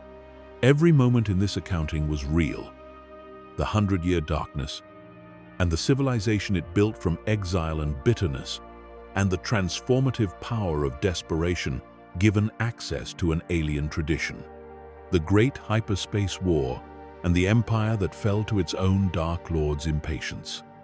Nathema, and the silence that fell across a world that had once held 8,000 of the most powerful dark side users alive. The libraries of Ossus, and the knowledge that burned there and did not survive anywhere else. Malachor 5, and the lives that Revan put into his weapon's path, because the strategic arithmetic demanded it. Qatar, and the Jedi who gathered there, hoping to find a way forward, and found only Nihilus. The sacking of Coruscant, and the temple that burned, and the treaty that followed, signed by a republic that had no remaining choices. Ruusan, and the souls that the thought bomb trapped in the caves where they died. Jedi and Sith together, permanent and inescapable. Plagueis, and the experiments that pushed the boundary of what the Force could do, and the death in his sleep that proved the boundary he had failed to push was the most relevant one. The Opera House, and the story told to a man who needed a reason to believe the impossible was possible, and the years of smaller stories that had prepared the ground for it. Order 66, and the night the galaxy's protectors died, because the protectors themselves had become, without knowing it, the mechanism of their own execution. All of it real, all of it documented in the records that survived. The holocrons and the archives and the accounts of the few who were present and lived long enough to describe what they saw. And yet the pattern that runs through every one of these moments, visible from the distance that time provides, is not victory. It is something that looks enough like victory, from close enough to be convincing. But standing back, the shape of the thing resolves differently. Naga Sado won the throne of the Sith Empire and lost the Empire. Tenebrae consumed an entire world to achieve immortality and spent 3,000 years discovering that immortality without the capacity to feel is a prison of a very specific kind. Exar Kun burned Ossus and ended in the temples of Yavin 4, neither alive nor dead, for 4,000 years. The Brotherhood of Darkness fought for Sith supremacy and destroyed itself with the weapon it built for the Jedi. Darth Plagueis solved the most fundamental questions about life and death that anyone had ever brought genuine scientific method to, and died in his sleep solved by the one thing he had not thought to study carefully enough. Palpatine built the most complete and comprehensive system of control the galaxy had ever seen. A 1,000-year project executed with absolute precision, and was killed by the one person he had built it to rely on, and his empire did not survive him by a generation. The dark side, examined across the full sweep of everything it produced, is not a philosophy of power. It is a philosophy of appetite. And appetite, however completely satisfied in any given moment, returns. The Sith knew this. They studied the hunger. They cultivated it. They called it strength. And they were not entirely wrong. Because hunger does produce strength of a certain kind, the kind that can obliterate obstacles and break civilizations and bend the will of populations across entire star systems. But strength directed only inward, consuming only more, building only toward the next consumption, is not the architecture of a lasting thing. It is the architecture of a process that continues until there is nothing left for it to consume, or until something outside it refuses to be consumed. The Republic recovered. Not immediately, not without enormous cost, not without the particular grief of having to rebuild around the losses that the Sith's darkness had produced. But it recovered, as it always had, as the galaxy always had, because the things the Sith consumed were real and had value, and their loss was felt and mourned, and the mourning produced in the people who survived it a clarity about what they had lost and what they needed to protect. The Jedi returned, in different forms, across different centuries, because the Force does not stop reaching toward balance simply because the people who spent their lives trying to maintain that balance were killed. The Force is patient in ways that the Sith, for all their centuries of practice, never fully managed to be. Every darkness catalogued here was real. Every scar it produced is still carried somewhere, but none of them were final in the end. And that is the thing the Sith never quite managed to understand. That the darkness, however deep, is not the last thing. It has never been the last thing.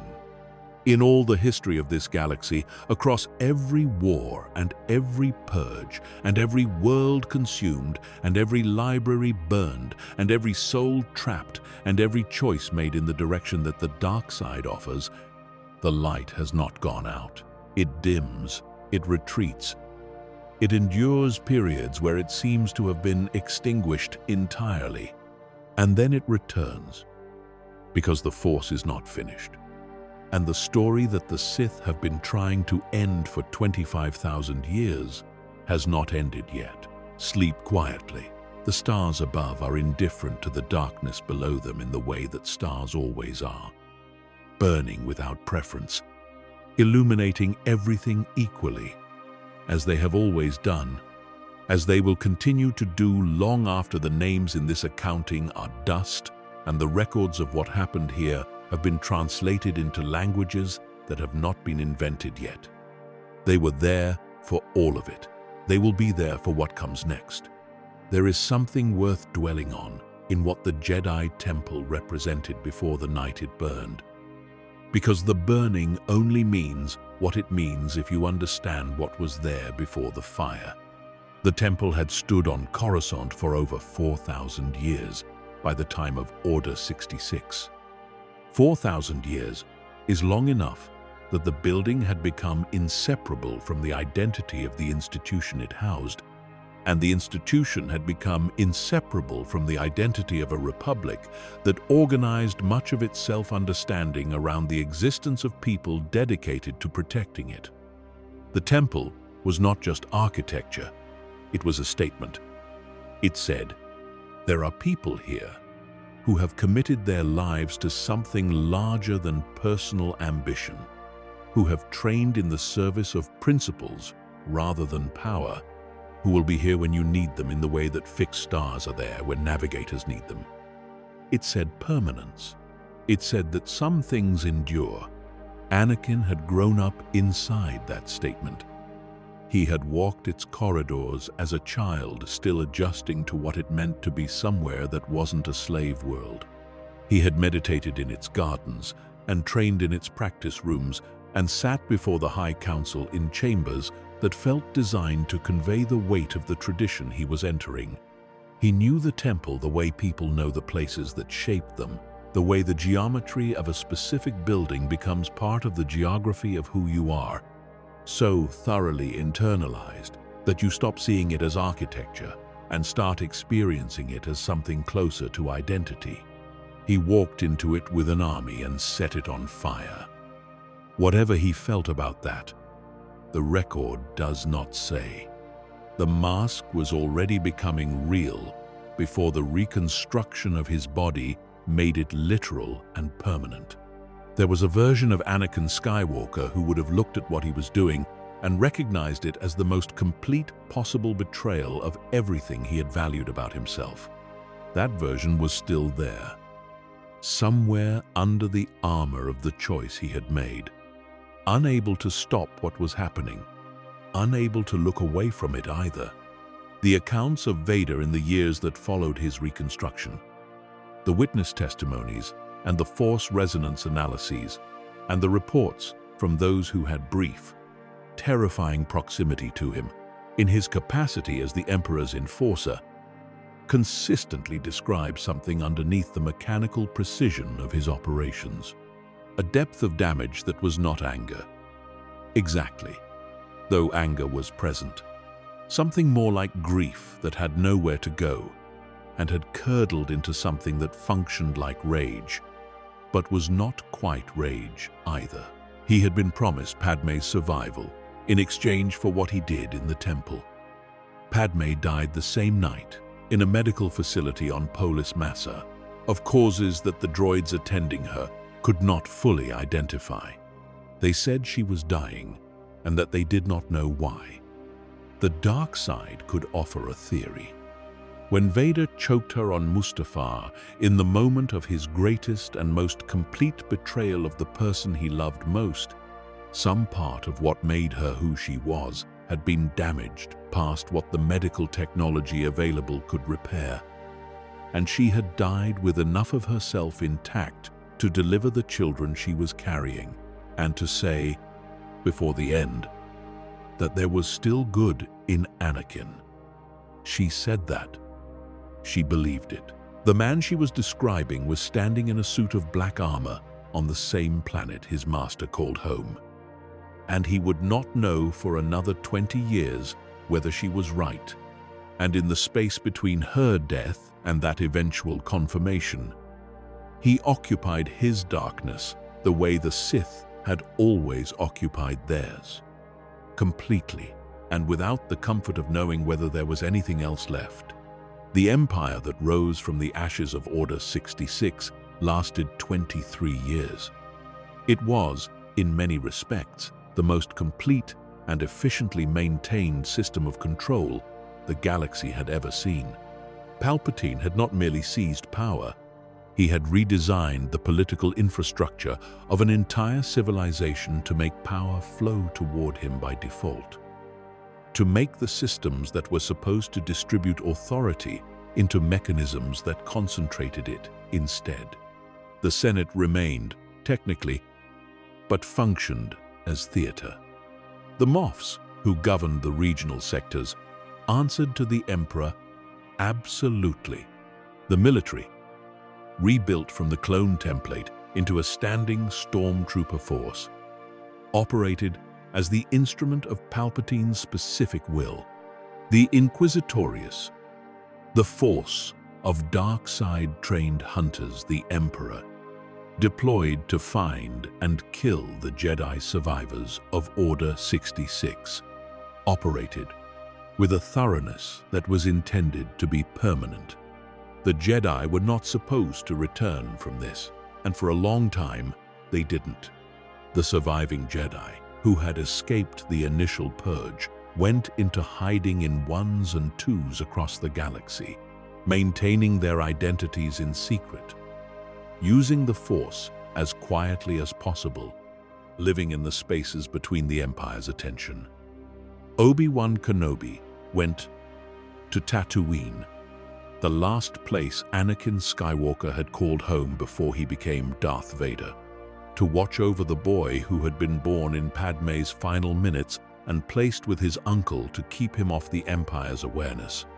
Yoda went to Dagobah, a world so saturated with the dark side's presence from an ancient cave that the light side signature of a Jedi Grand Master was effectively invisible against its background noise.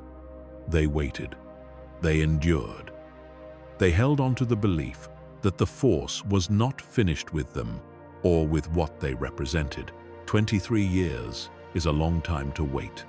It is long enough to watch an entire generation grow up knowing nothing but the Empire as the default state of things, to watch the galaxy rearrange its expectations around the permanence of what Palpatine had built, to feel the weight of everything that had been lost, pressing down on the hope that it might not be permanent.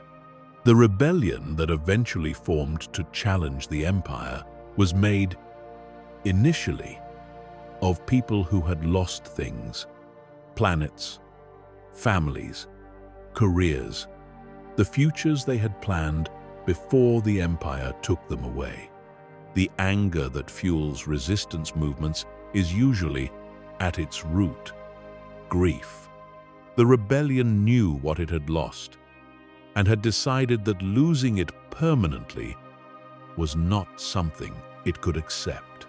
What the rebellion discovered, in the end, was that the darkness the Sith had built was exactly as real as it had always been, and exactly as vulnerable as it had always been.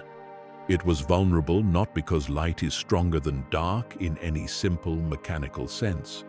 It is vulnerable because the things it is built from, the appetite and the control and the absolute elimination of anything that might threaten the power at its center, are not stable over time. They require constant maintenance. They require that everyone who might threaten the structure be identified and removed before they become a problem. And the galaxy is very large, and there are always more people than any structure of control can identify. And some of them will resist. And resistance, when it finds the right crack at the right moment, is enough. The Death Star destroyed Alderaan. That is not in this accounting because it belongs to a different kind of darkness. One whose dimensions were defined by the scale of a single choice made by a single man who wanted to demonstrate that resistance was irrational. Alderaan was a message. What the destruction of Alderaan actually communicated to the people the message was intended to discipline was that the Empire was afraid, that it needed to make this demonstration, that the galaxy, 23 years into what was supposed to be permanent, had not yet been fully convinced. The Death Star was not a sign of strength. It was a sign of the particular fragility that comes from building a structure entirely out of fear.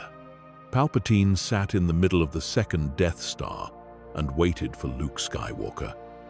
He had, in his analysis, anticipated every variable.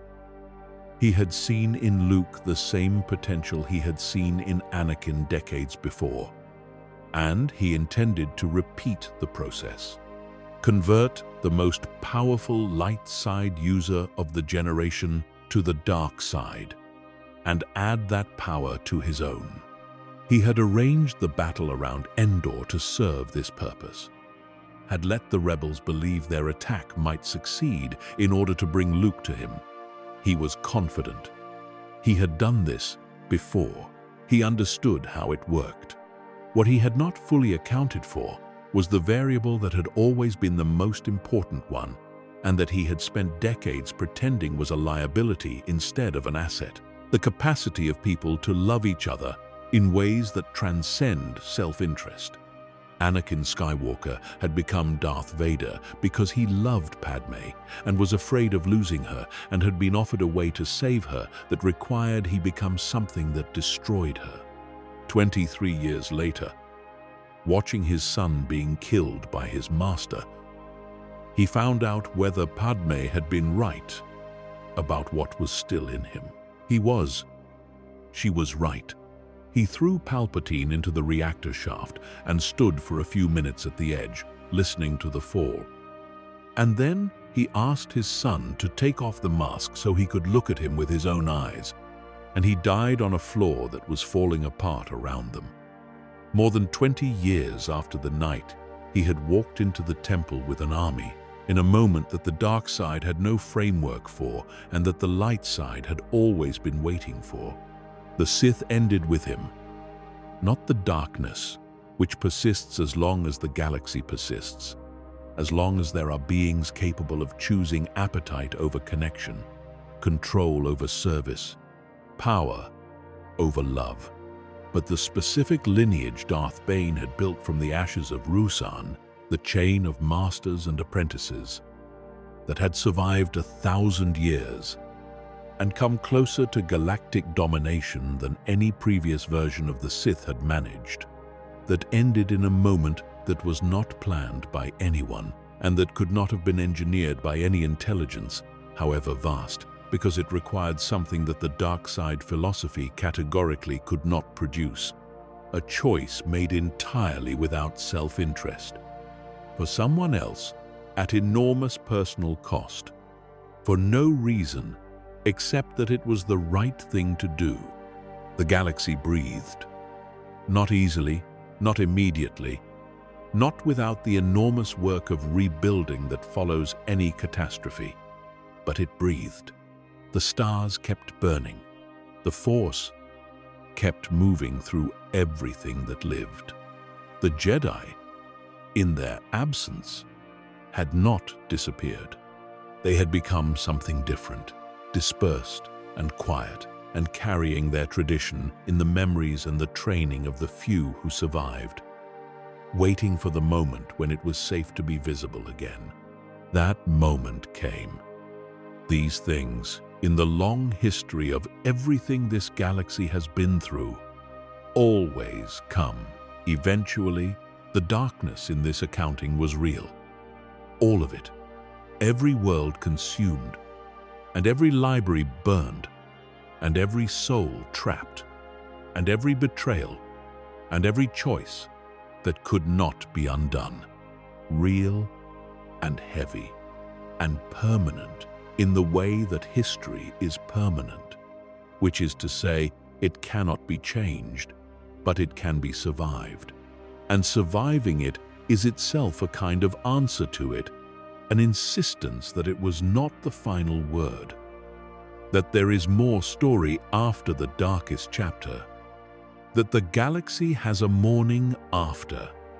Every night, however long the night has been, that is the thing the dark side has never managed to accept. There is always a morning. The Sith waited 25,000 years for it not to come. It always came. It will come again. It has never failed to come. Not once in all the long history of this galaxy, and all the darkness it has contained. The light, in the end, is not more powerful than the dark in the sense that would satisfy someone looking for a clean, mechanical answer. It is more patient. It is more willing to wait. It understands, in the way that the Force understands things, that what endures is not necessarily what is strongest in any given moment, but what can survive long enough to be there when the moment changes. Sleep now. The darkness you just traveled through is real, but it is not new. and it is not the end of the story. It never has been. Rest in that, if you can. The stars are still there. They have always been there. They are burning for you, the same way they have been burning for everything that has ever lived under them, indifferent and constant and illuminating equally everything they touch. The Force is with you. It always has been.